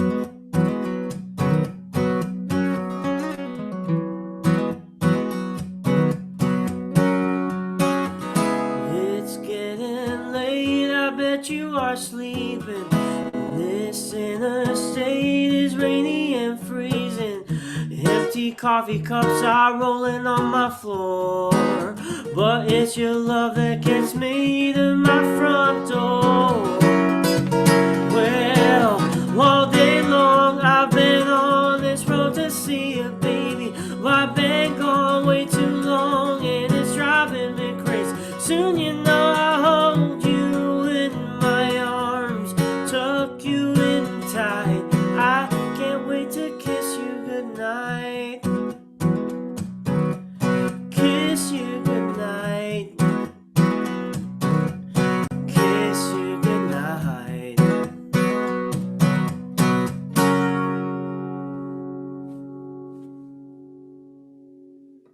Oh, thanks. So it's gonna be my last song with you all, and thank you. Really appreciate being here. I'm trying to think. Do you guys want to hear like something kind of grooving, or something kind of thoughtful, introspective? I'll let Diane decide. Well, you've been thoughtful, introspective all the way now. I mean, I'm loving it. So groove us. I'll groove it. Why not? Okay. I was on my own, you were talking with your friends, pretending I don't exist, and now it's time for me to get a little closer. Yeah, to Ramona.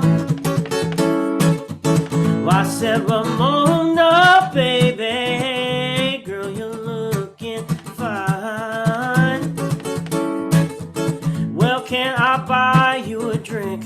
Or maybe a glass of wine. Well, kiwi shot with a twist, maybe a slice of lime. I said, Ramona. I said, Ramona. Well, I said, Ramona, baby, girl, you're looking fine. Well, I was just a lonely sailor who never cared about much. I was just a lonely sailor who never cared about much. Well, I've been on my own, and I need a woman's touch.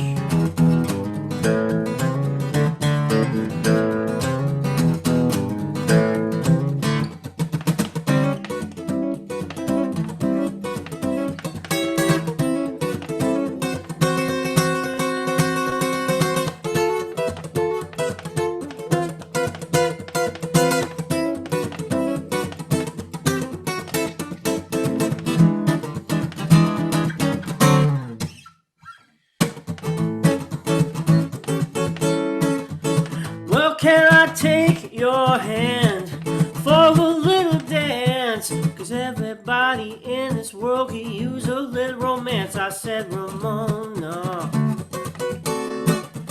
Well, I said, Ramona. Well, I said, Ramona, baby, girl, you're looking fine. Yeah, it's not my place to preach philosophy, but not enough people in this place are listening to their feet. I said, Ramona. Well, I said, Ramona. Ramona, baby, girl, you're looking fine. Well, I was just a lonely sailor who never cared about much.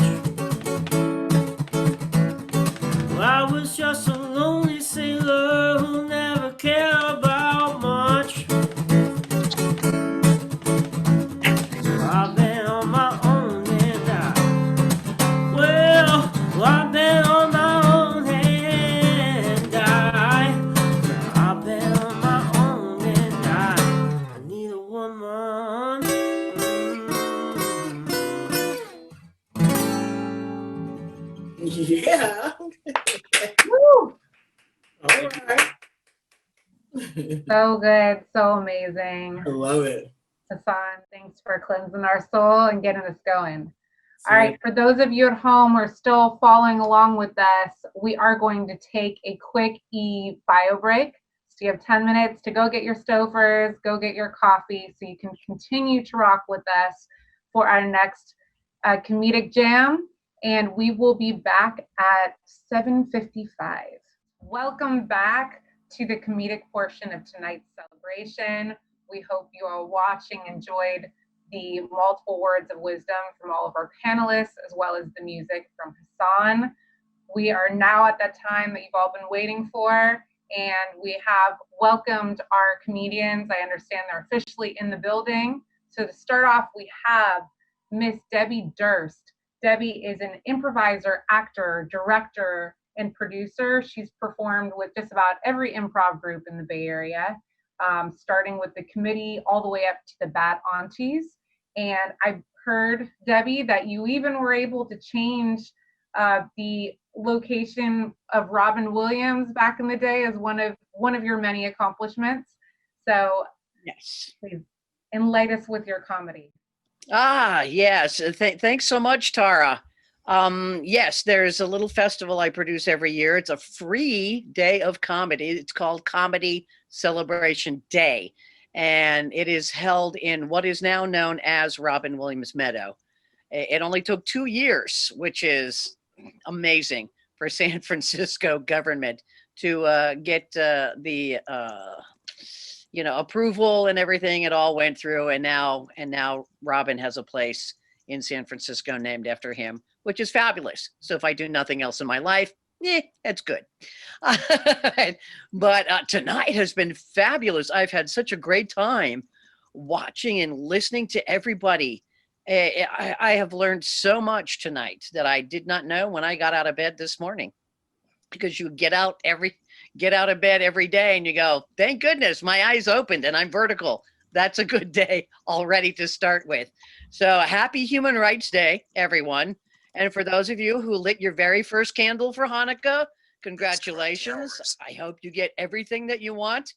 There is a vaccine coming, which is really good news. I'm kind of upbeat about that. I probably won't get mine until like 2022, because there's so many people that need a vaccine. But at least we can start to laugh about things now, and comedy is healing. Laughter is the best medicine. So I got some really good doctors for everybody here tonight. The 3 of the funniest women that are working today. And who is working today? Everybody, because even if you're not on stage in front of people, you're still working. You're still trying to think of funny things. We've got 3 fabulous women. Our first comedian tonight is a stand-up comic and software engineer. She's based here in San Francisco. She was named the comic to catch by the San Francisco Chronicle. Her comedy is self-deprecating, existentialist, smart, vulgar, full of big words. So, she probably does crossword puzzles. She's performed all over the country, from San Francisco's Sketchfest to Austin's Out of Bounds Festival to the Detroit Women of Comedy Festival.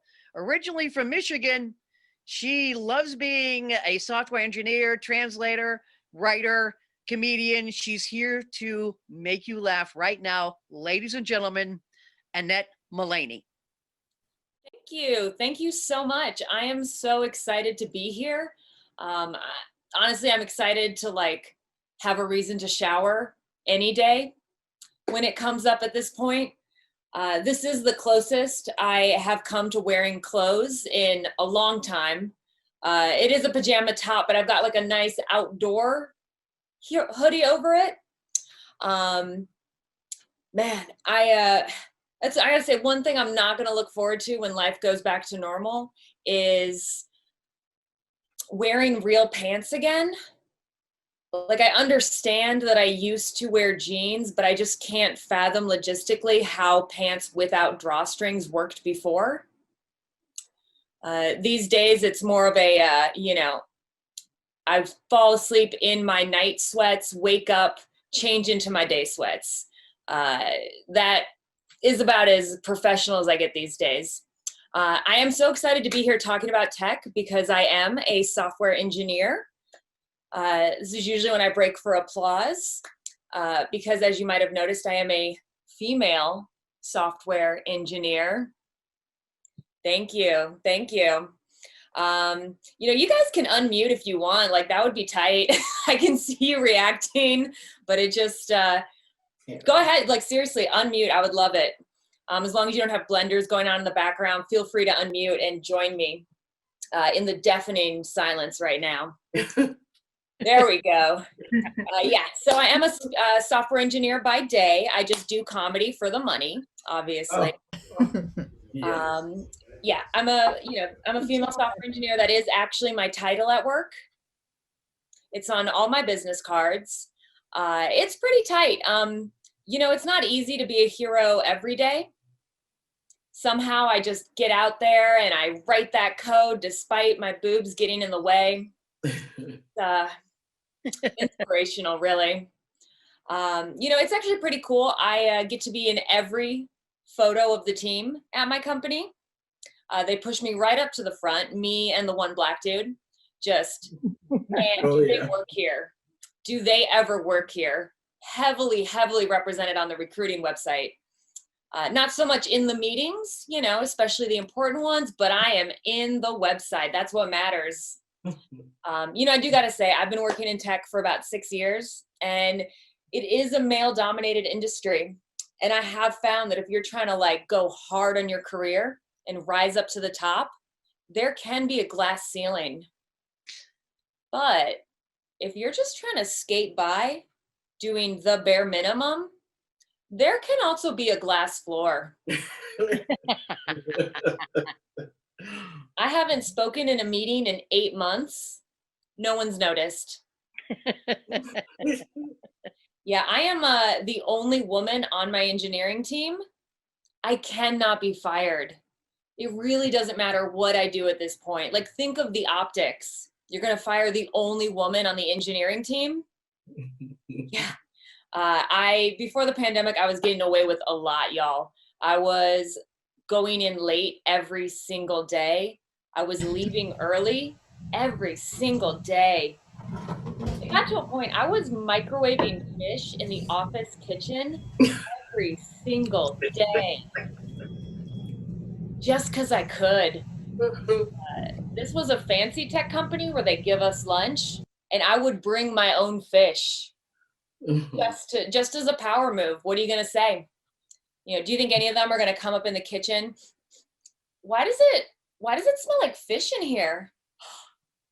Oh my God, Kyle, that is harassment. I am reporting you to HR immediately. I like to threaten to go to HR about once a week, really keeps my coworkers on their toes. My minor was actually in women's studies, which people told me at the time wouldn't be lucrative, but it's been a great career choice because I can find offense in anything a man says.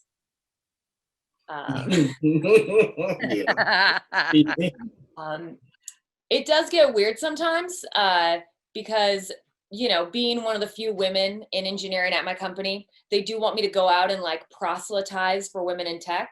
So I'll go to events where I'm on a panel and we'll be like talking to high schoolers, talking to like young girls, trying to get them into seeing how cool it is to be a software engineer or to work in STEM. And they'll get to me and they'll be like, what is the best part about working in tech? And I'm like, you can leave at 4:45 every day. It's great. You should do it. You really can chill. I've gotten some pushback on these jokes from people. You know, some people have told me like I'm making women look bad at my job by not being like super good and working hard at engineering. It plays into the stereotype that women aren't good engineers, which I totally see. That's a valid point. But this is really chill for me. And honestly, like, I don't know, isn't that real feminism when we do something for only ourselves? Yes. I feel like that's what a man would do anyway. you know, I don't want to say working in tech has been all terrible. I have never been sexually harassed the entire time. You know, sometimes I pronounce that and I get an applause break, which is always a little weird because I never know quite what they're applauding for. Are they applauding me for avoiding sexual harassment like it was my job, or like that's on me? Or are they applauding the men for having the bare minimum of human decency in a working relationship? Right. Not sure, but it happens quite a lot. In my case, though, I do think I have a secret to avoiding sexual harassment. So every morning before I would go into work, I would hit the gym, and I would hit the gym hard. I'm doing bench, I'm doing deadlifts, I'm getting hyped up. And then I go into work and I take that energy without having showered or changed my clothes. Yeah. Yeah, nobody gets near enough to harass me. It turns out the best defense is a good offensive smell. So I would say tech is getting better, at least at paying lip service to some of these issues, getting so much better at the lip service. And I've even come under fire myself. You know, I think it's expected that I will be sensitive to women's issues, being a woman myself, but I still am an engineer. Maybe let me give you guys an example. So the last time I did a security training before the pandemic, we were all in a classroom. Oh, remember that? All gathered together, just breathing on each other without a care in the world. God, I can't wait. I don't know about y'all, but at this point, seriously, I am looking forward to DMV trips. I miss Bart. I honestly, at this point, I would go to an orgy just for the eye contact. It's getting bad, y'all. So this was back, you know, at the time I was annoyed because I didn't realize how amazing it was to be in an enclosed space with other people. I did not appreciate it. But we're doing a security training and they made a little module for us. We go in, we start doing some exercises, but first thing we do, make a little username, make a little password, and now we're boopity boop. 15 minutes in, the instructor says, okay, I'm gonna project the leaderboard of who's doing the best in these exercises up behind me. And that would have been cool, except I had chosen the username Balls. Oh. Because I thought it was just for me, and I have the sense of humor of a 14-year-old boy. So suddenly, we look, and Balls is projected up on the leaderboard. That's right, I was number 3. I should be good at my job. I choose not to be. It's an important point. But the instructor sees Balls written up there and goes, you guys, what is this? Do you think this is funny? This is juvenile. Yeah. You know what? This is the reason that women don't want to join tech. Who did this? And luckily, they didn't have them associated with us at all. So I could just sit in the back looking around going, oh my God, who did that? That is, oh, that's so gross. You know what? I am so offended. I think I have to take the rest of the day off. Honestly, it's terrible. You know, I am dying in the pandemic, mostly because I found out the extent of my extroversion.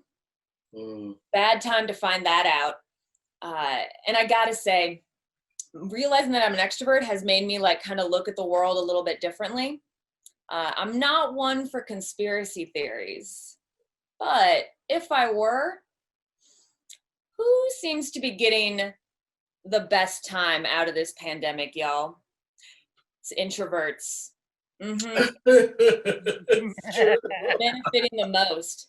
I see all of you whenever I, you know, chat with somebody from work and I'm like, how's it going? And they're guiltily saying, you know, it's not actually that bad. I'm kind of loving it. I see you. You're just so relieved you haven't had to come up with an excuse to cancel plans in 9 months. Yes. Some of us over here act like a golden retriever every time they see someone in public. It's like, you guys, I have nostalgia for Bart. That's a level of like pandemic isolation that I never thought I would reach. It's what it is. But, I'm trying to look on the bright side of things. I don't know if you guys saw, but Google and Facebook have been sued for violating antitrust.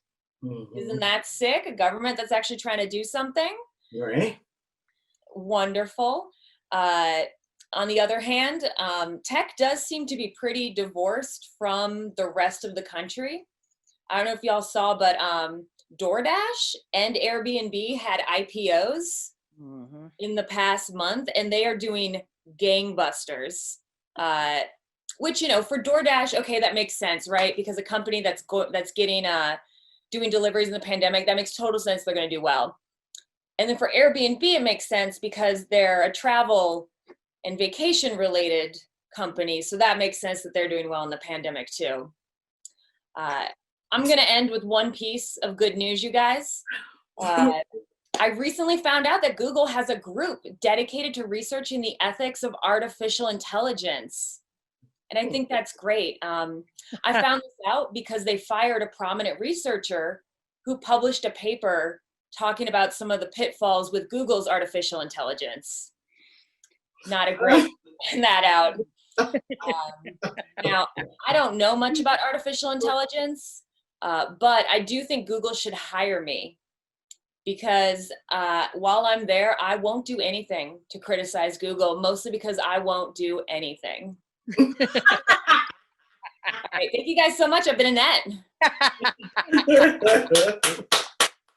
Annette Mullaney, ladies and gentlemen. Oh my goodness. Yeah. You know what? I don't ride BART, but in this time, yeah, I'd go for a ride. I miss people. And then I go to the grocery store and then I rush right back home. This next comedian is fabulous. I'm so glad she was able to make it here this evening. Her writing has been featured in the New York Times, and that is and she's also been on NPR's Fresh Air with Terry Gross. Ladies and gentlemen, Zara Norbash. Hello. Thank you, Debbie. Thanks for having me. And yeah, I did this for you, Annette. This right here. Boom. Sisters in tech.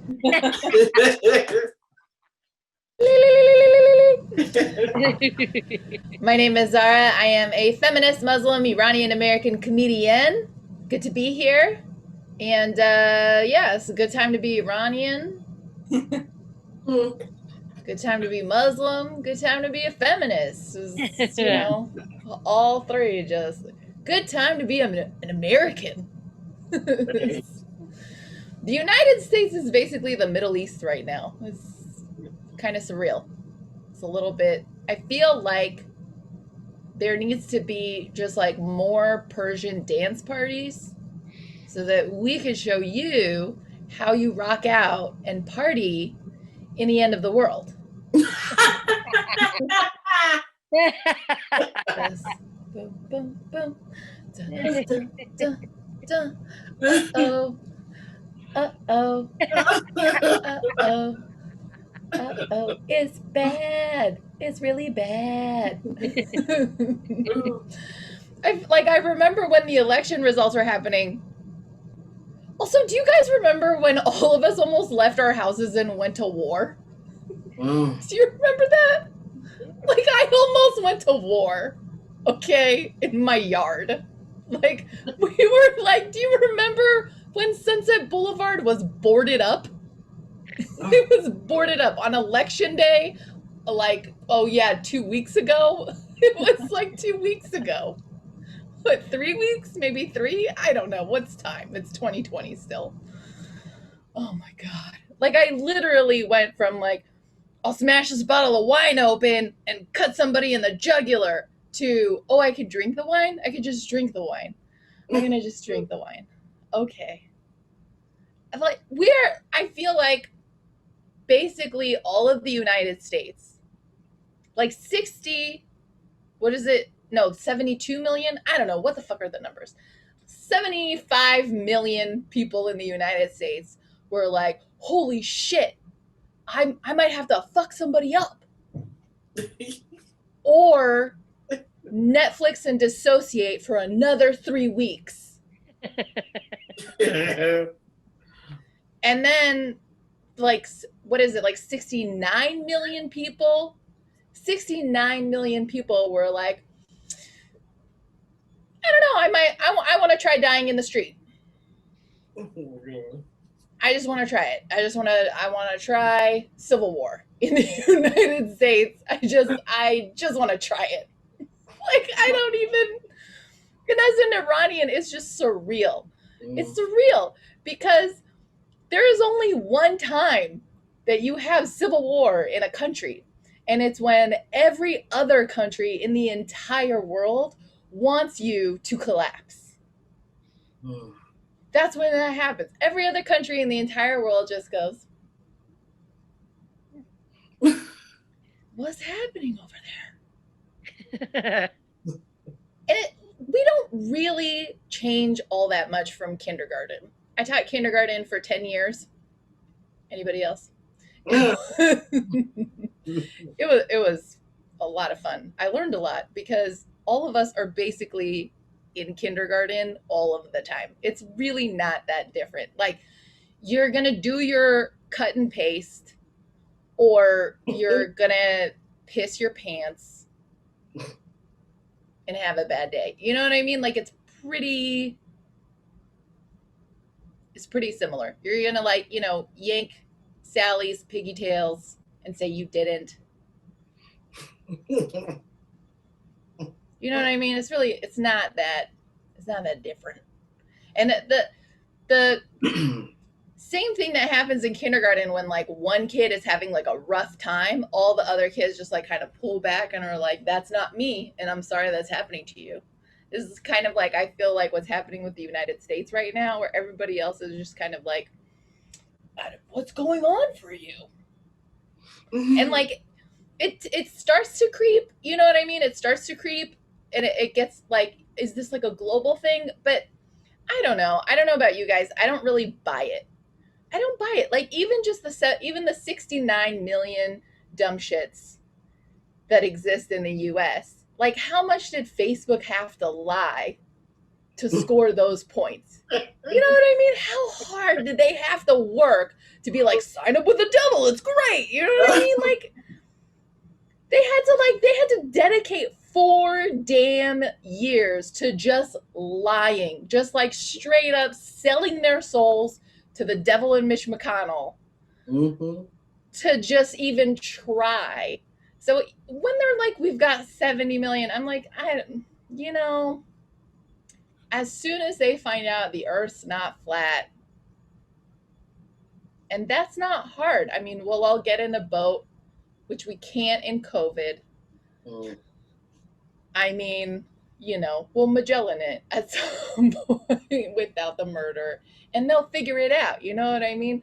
But the distance between, like, the Earth is flat, and I'm sure about that, and, like, war, civil war, that distance shrinking in the US is very kindergarten. I guess what I'm saying is, the United States is basically going to kindergarten in a diaper, and we're getting checked on that. We're being sent home. That's me. That's me on foreign policy. You're welcome. That's my take on foreign policy. It's exciting to walk around as a professional Iranian Muslim feminist in the world, because people just think that you're smart just because, you know, like, it just, I just walk around with foreign policy information. You know what I mean? Like, I'm not Muslim smart. Like, I feel like to be Muslim smart is just like, you know, colonial PhD in, like, colonial theory, PhD in feminism, PhD in, like, tough shit.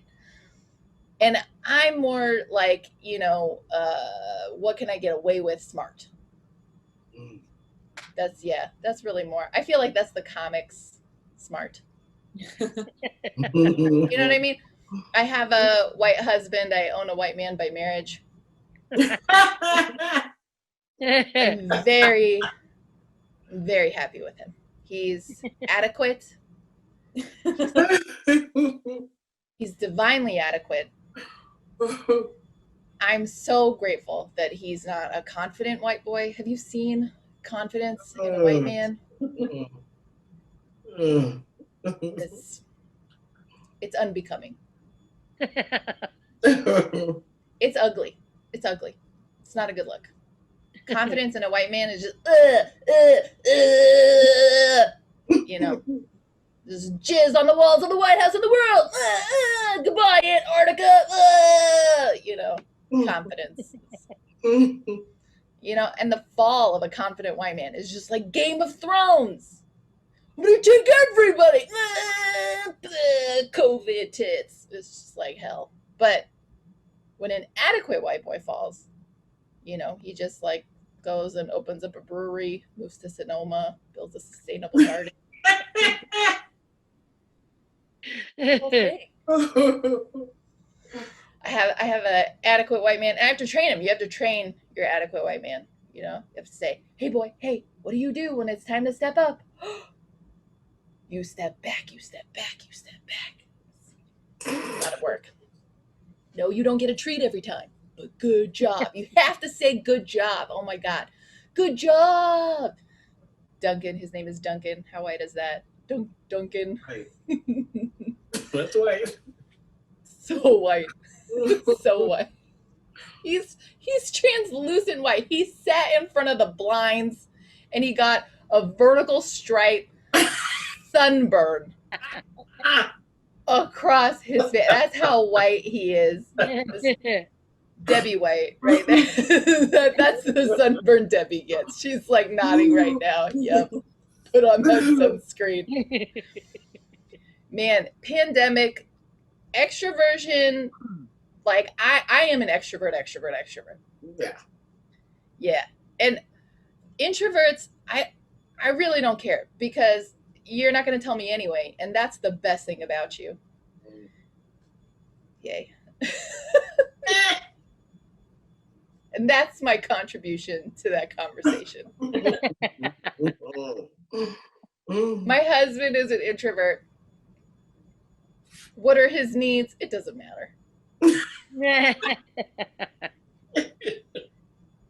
You know, like 6 months later, he's going to walk out the door. I'm going to say, think about it. And he will for another 6 months.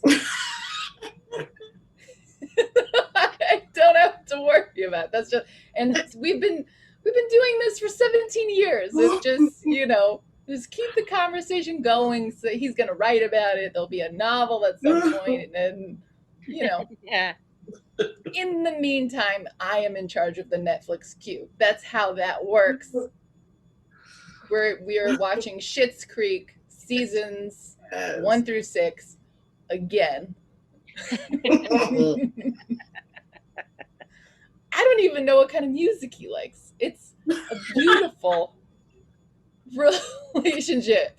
As far as I know, he is a huge fan of Kesha and Britney circa early 2000s.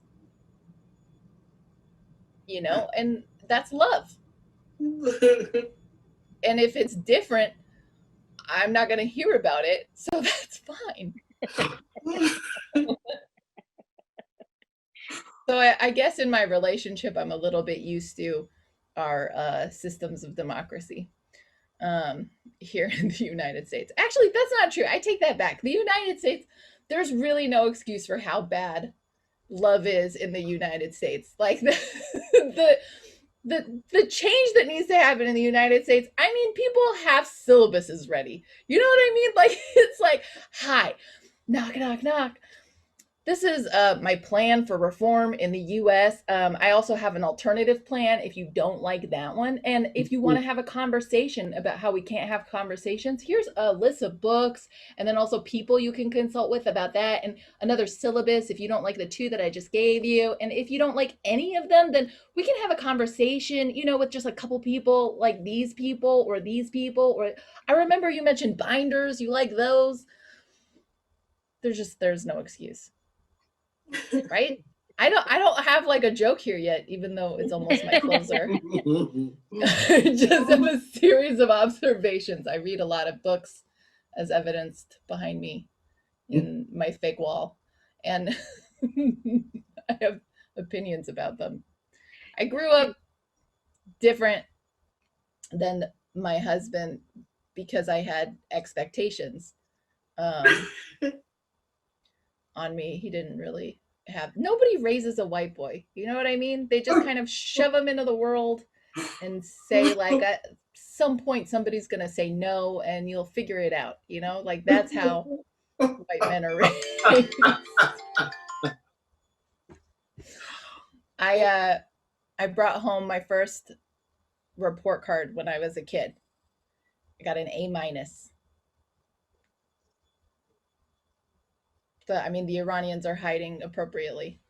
You just don't do that. My dad was like, what the shit the hell is this? And that's all he said, but with immigrant telepathy. I heard him. We did not escape a revolution and swim the Atlantic Ocean and kiss the feet of the Statue of Liberty for you to get an A- in algebra? I mean, what is in algebra? You infidel. But all he said was, what the shit the hell is this, Zahra? So I went and I studied and I brought home the A, and he said, what the shit the hell is this, Zahra? An A? Well, then an A+. So I went and I studied and I brought home the A+, and he said, what the shit the hell is this, Zahra? An A+? Why'd you take such an easy class? Oh my God. And that's my time, folks. My name is Balls. Sometimes Zara. You're amazing, Zahra. Thank you. Thank you, Becky John. Thank you, everyone. Thank you. Sarah Norbash, thank you so much. Now, everybody's talking about in the pandemic about being extroverts and needing people. And yeah, I kind of take the George Carlin view. I love people except when they get into groups of 2 or more. Yeah. So, Zara, I too am married to an introvert. Oh yeah? So it's different. Yeah. Your final comedian this evening, ladies and gentlemen, is not an introvert. No. I can attest to that. Diane is, she's based here in San Francisco, where we are. She's an improv artiste, a comedian, and she's been in films that I actually paid money to go see. I've known this very talented woman for years, yay, decades, people. Diane and I, together with the lovely and talented Judy Mihai, we perform improvisation together as the Bad Aunties. And Diane continues to be the Pine Sol lady, the infamous Pine Sol lady, having starred in their national commercials as their spokesperson for 27 years and counting. That's a lot of floor washing, people. A lot of floor washing. And without further ado, my dear friend, Diane Amos. Thank you, Debbie. What the world needs now is love, sweet love. That's the only thing that there's just too little love. What the world needs now is love, sweet love. And no, not just for some, but for everyone. I think that's what my theme is right now. I know this is a tech show, but you know what? It's a tech show about inclusivity, about leveling the playing field, about sharing the wealth. And you know what? That equals love, people. So that's where I'm coming from tonight. And I am very well known in the tech community. Now, you may say, really? And you think, well, I don't know you, and I'm in the tech community. But I am really well known. Now, I use a lot of people here locally, so maybe that explains some of it.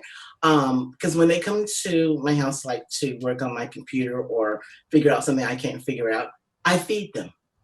I feed techies. That's my role. That's what I do. And they are so happy that like, I don't remember what they taught me the last time that they were here, or can't find the piece of paper that I wrote it down on. They're like happy to come back. It's no problem. They're really stoked that I don't know the difference between a tab and a window. Whatever. I mean, they take delight in the fact that I cannot email a headshot from my desktop computer folder to someone. I don't know how to do that. So they're happy about that. They totally do not mind doing any of that. You know why? Because my fried chicken is banging. Because my macaroni and cheese is deep, regular and gluten-free. I got you. You understand? I got you. And let's talk about my meatloaf. It's the #1 meatloaf in a 12 meatloaf cook-off. That's right, #1. You want some of this. And if you're vegan, I'm there with you. I make a badass mock pot pie tofu creamy skillet bake topped with vegan biscuits. Shut up. I mean, that's real in my kitchen. These techies know where to come for food. And I can do roasted vegetable. Hey, Mediterranean, I'm there for you. I will serve you a platter of roasted vegetables with warm pita and homemade tzatziki. Yes, homemade tzatziki. And if you need chicken, I got that for you too, right on that platter. So we can do that. And don't even get me started about my tacos, my turkey tacos. I met my husband, he's half Mexican, half Italian. I said to him about 3 months in, I said, you know, I make really good turkey tacos. He said, you know, baby, I really prefer beef. I said, okay. So I made some beef taco meat and I put it in the fridge. And I served his ass turkey tacos. And he ate a couple. And then he ate 3. Then he ate 4. He ate 5 turkey tacos. At the end, he's like, oh, baby, those are some of the best tacos I've ever had. I said, really? He said, yeah. I said, turkey. Don't mess with it. The first trick I ever played on my husband. And haven't had beef tacos since. And my enchiladas, come on now, after Thanksgiving, I deliver my turkey enchiladas around the city. Deb Durst, am I lying? Yes, I do, and people wait on that shit. No. Happy to serve that to any Latina representing. It's okay. So techies know where to come for the food. And if you're vegetarian, I got you too. I can make like a fabulous roasted beet salad with a fresh basil chiffonade, a little feta cheese, a little drizzle of olive oil and fresh lemon. Come on, we gonna go. A fake feta for the vegans. I know, I got that too. And if you're an early bird and you come to my house early, I will make you the breakfast of your dreams with breakfast potatoes that will make you weep. You'll be crying in your biscuits. So yes, the techies love me. I love them. I need them. They need me. I feed techies. So here's the real deal. I am just, they love how tech pitiful I am. They love that. No, I think they know. So here's the real deal. During this pandemic, I found out 6 months ago that you can tap your credit card. I was like, shut up, tap it, come on now. I just want to go buy some shit so I can tap my credit card. I was like, this is so great. I was like Alice in Wonderland out there. I was like, oh, what else can I do? And I went to the first time in the pandemic, I had my first outdoor eating experience. And the waitress says, oh, just hover your phone over the barcode taped to the table so you don't have to touch the menu. I'm like, stop! This is fantastic! I love it, fucking techies! This is the shit!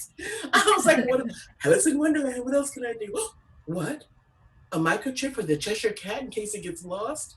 Magnificent. Oh, wait. I can talk to my remote. I'm loving you. It's all good. I can talk to my remote.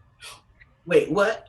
I can track my FedEx package in real time? Like actually know what city it's in real time?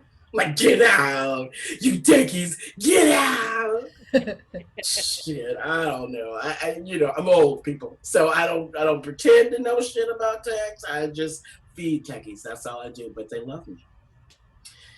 So, Zara talked about being raised different. Okay, so my mom came out as a lesbian when I was 7 years old, and we were living in Indianapolis, Indiana. She fell in love, not with a Black woman, but with a Jewish woman. So I had a Black mom and a Jewish mom. Did you hear that, people? A Black mom and a Jewish mom? That is a lot of mom to overcome in one psyche, right? That is therapy shit right now, right? And this is back in the day when people were not doing that. And we had no other kids around us who had two moms, trust and believe. So with the Jewish mom, hence the move to San Francisco. So we get here to San Francisco, it's like, oh, wow, you know, it's so different. And white people actually talk to you. It's like, well, hey, you too, you know. It was like the year before the summer of love and, you know, the hippies. It was so awesome, right? They're totally different from Indianapolis, trust me. And my mom was like, well, she had two kids, me and my sister, and then my Jewish mom had two kids. So there's four of us, right? And like the first holiday season rolls around and no one knew what to expect in our house. And we didn't really know what to expect that first holiday season. And so people would come over and there'd be Black children in the living room singing. Oh Hanukkah, come like that menorah. Let's have a party, we'll all dance the horror. Gather around. See what I mean? It's kind of weird. It's a little bit like the Pips do Hanukkah. But it worked out for us because really there was a lot of love in that house, which is totally what it took to get us through with all the races and stuff we had to deal with as a family. People thinking that, you know, my mom was her maid and we were the kids, whatever. So we had to really stay positive. And one thing about that, having two moms, is we did stay positive. They were strong women, which I totally appreciate. Well, wait a second. Speaking of strong women, I just had a thought. I am so thrilled at what Lizzo and Megan Thee Stallion are doing for Brick Girls. I can hardly think. She has got us like feeling we're the shit. We got all these titties and booties and thighs and every body shape though. She's like, everybody's body is good. Male, female, transgender, your body's good. And she don't have to do much words, does she? She's got it going on like body yada yada yada yada yada. Hey, body yada, over and over again. It's kind of like Baby Shark for rappers. Think about it. It is. It's kind of like that. Wow, Megan Thee Stallion, you got it going on, girl. So now, I just had to share that positive women on that thought. So my birth mother went back to school when she turned 40 and got her bachelor's and her master's, and then 4 specialized degrees in special education. And she was in special education in San Francisco for many, many years. So she was 5'1" chocolate fury, my mother Pearl. I've seen her pick up women at bus stops, the old ladies, and take them to church. I've seen her break up a fight between 2 knife-wielding brothers, for real, and not get cut. I've seen her attack a woman in a parking lot with a tire iron because she didn't let her back in line when she stepped out to get her deposit slip. So my mother, very educated woman, she was very hood at the same time. So with that in mind, I have to tell you this story. So this is way back, and we were in Marin, bless her soul, she's gone now. We were in Marin and we're having a great day. And for those of you that are not here in California, Marin's a very white, well-moneyed community, shall I say it like that? And so we're driving along, and this was back when the first Cineplexes came out. It was like 10 movies at one place. My mom loved that. She's like, Diane, let's stop and see a movie. I said, sure, you know, so I let her out, and then I just go up the block to park the car. So when I come back, I see her in that stance that I know, that Black woman stance that she gets. And she's standing in front of this woman. I thought, oh my God, what happened? I'd only been gone 4 minutes. What could possibly happen? So I walk up, and this is what had happened. She left her glasses in the car, so she couldn't read the marquee. So she asked the white woman standing next to her, excuse me, can you read that marquee for me? And you know what that woman said to her? Why? You can't read? And I'm thinking, oh my God, my mom's about to beat a bitch up in Marin, right? I'm like, oh no. But instead she goes, that's right, I can't read. All my life I've been trying to learn how to read, but I just can't. So I bought my money to get in, and I bought my money for popcorn, but I just don't know what's playing. Now, all of the other PC white people there are just appalled, and they just screamed and they're lambasting her. How could you possibly be so rude to her? Don't you know that illiteracy is a problem in our country, that we're responsible for helping people anytime? How dare you embarrass this woman? And they are fucking on her. And we just slip off to the side and gone into the movie. I can read the marquee. And she was out there getting her ass white basted. I took that story to heart and I thought to myself, my mama taught me tact. I love that story. I was like, this is really good, Mom, and thank you. So I just appreciate women out there doing their thing and being in tech and just, understanding the world as we navigate through it with all of our power. And that's really kind of what they're afraid of, is the power we have. So women, just stay out there, bring everybody along with you that you can, all your friends that are a little bit different, keep them close and keep them with you, and let's run together. That's how you do this shit. That's what I'm all about. You know what I mean? Seriously. Thank you, Zara. So now I would like to end my set with some improv. So I don't know if it's happening everywhere, but here in San Francisco, we are definitely having a horrible resurgence of poetry. God. Everybody thinks they're such good poets. Everybody's got a poem. I mean, it's gotten so bad, right? Now you can walk into a coffee shop in the morning. You're like, good morning. I'll have a latte and a shitty little poem, please. And someone will have one for you. That's the whole thing. They call it spoken word now. Whatever. But I do have some respect for the street poets. I do. So I would like to end my set with a character that I do. Her name is Dadisi, and she is a homeless street poet. So at this point, I would like my panelists, all the people that spoke before, comedians, whoever can hear and unmute themselves, to give me 3 suggestions of what you want the poem to be about. And then Dadisi will come out and improvise a poem. Are you guys good with that? Yeah. Okay, so what do you want the poem to be about? Yell it out. Baby shark. Baby shark. Anybody else? Come on. No poem without a suggestion. Kieran, you're thinking about something? What? Okay, baby whales. Baby whales, baby sharks, baby whales. We're on an aquatic theme here. Anybody else? One more. Come on. Oh, you're killing me. We're doing animals. How about camel? A camel? Camel. Okay, well, it's animal night. All right. No deep inspection here. Okay, groovy. Baby shark, baby whales, and a camel. Are you ready? Please welcome your homeless street poet, Dadisi. Woo! Woo! Thank you. My name is Dadisi. And this is my poem from baby shark, baby whales, and camels. You may wonder what you're thinking about in the morning when you wake up and you realize, hump day, yes, you know what that means. You got camel on the brain. But not the camel that you ride, the camel that you merely saw on a cigarette pack. Now you don't even want to smoke, do you? And then you realize, I should go to the beach. Maybe I'll see a baby shark. No, it's just a song. And yet baby sharks are out there somewhere because there's big sharks. So there's baby sharks. And in your mind, you realize I've got to do what's right for me. And so you say to yourself, I'm going to go whale watching in Half Moon Bay. I'm going to do that. But you know what? Your ass is supposed to be at home. The comic relief. There is a pandemic. So you really do not want to go out there to Half Moon Bay where they don't want you looking at baby whales. And you really don't want to travel so far that you can see a camel up close because the zoo is closed. You feel me? And if the zoo is closed, your mind is closed. If your mind is closed, then all you can think about is baby shark.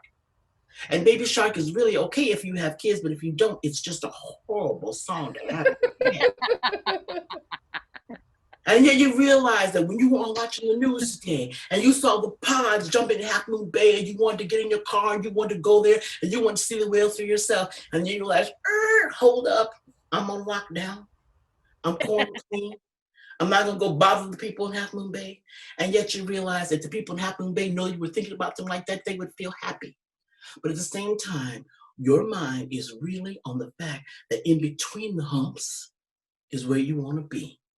You want hump day to be every day, and you need your camel to merely be somebody that talks to you on the TV. But if you were actually in Saudi Arabia and could ride a camel, you would be disgusted. They spit, they bite, and they lay down when you don't want them to. So while you're imagining the camel, let it be. And if you know any kids, buy my baby shark book.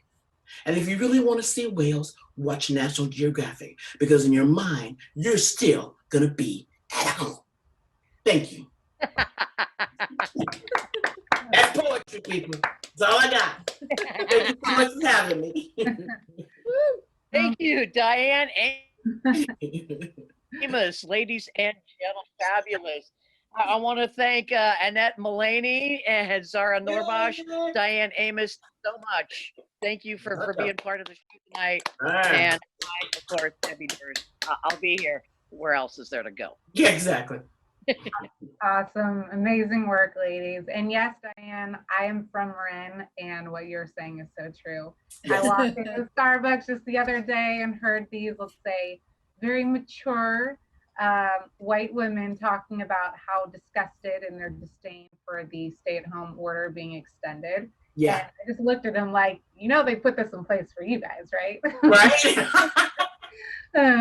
And by the way, I have my 5-day-old going back. I thought she was hungry, but I think she was screaming for you ladies in your performance. Oh, 5 days old. Congratulations. Congratulations. And you're with us. You are what a woman. Yeah, well, I was trying to multitask and be incognito, go back, feed the baby, come back. But oh, so happy for you. Congratulations, sweetheart. Yay. Good luck. We're all counting on you. Good. Yeah, we are. If you don't hear from me in about 5 days, you know what happened. You returned her? Exactly. Don't talk. In all seriousness, I know we're over time, but I truly feel blessed to have been a part of such an event with such diverse talent and perspective and words of wisdom. And beyond the people watching at home, I know I learned a ton today, and taking steps, even my personal journey of what I want to do and how I want to help community wise and others. So thank you for everyone who participated in today.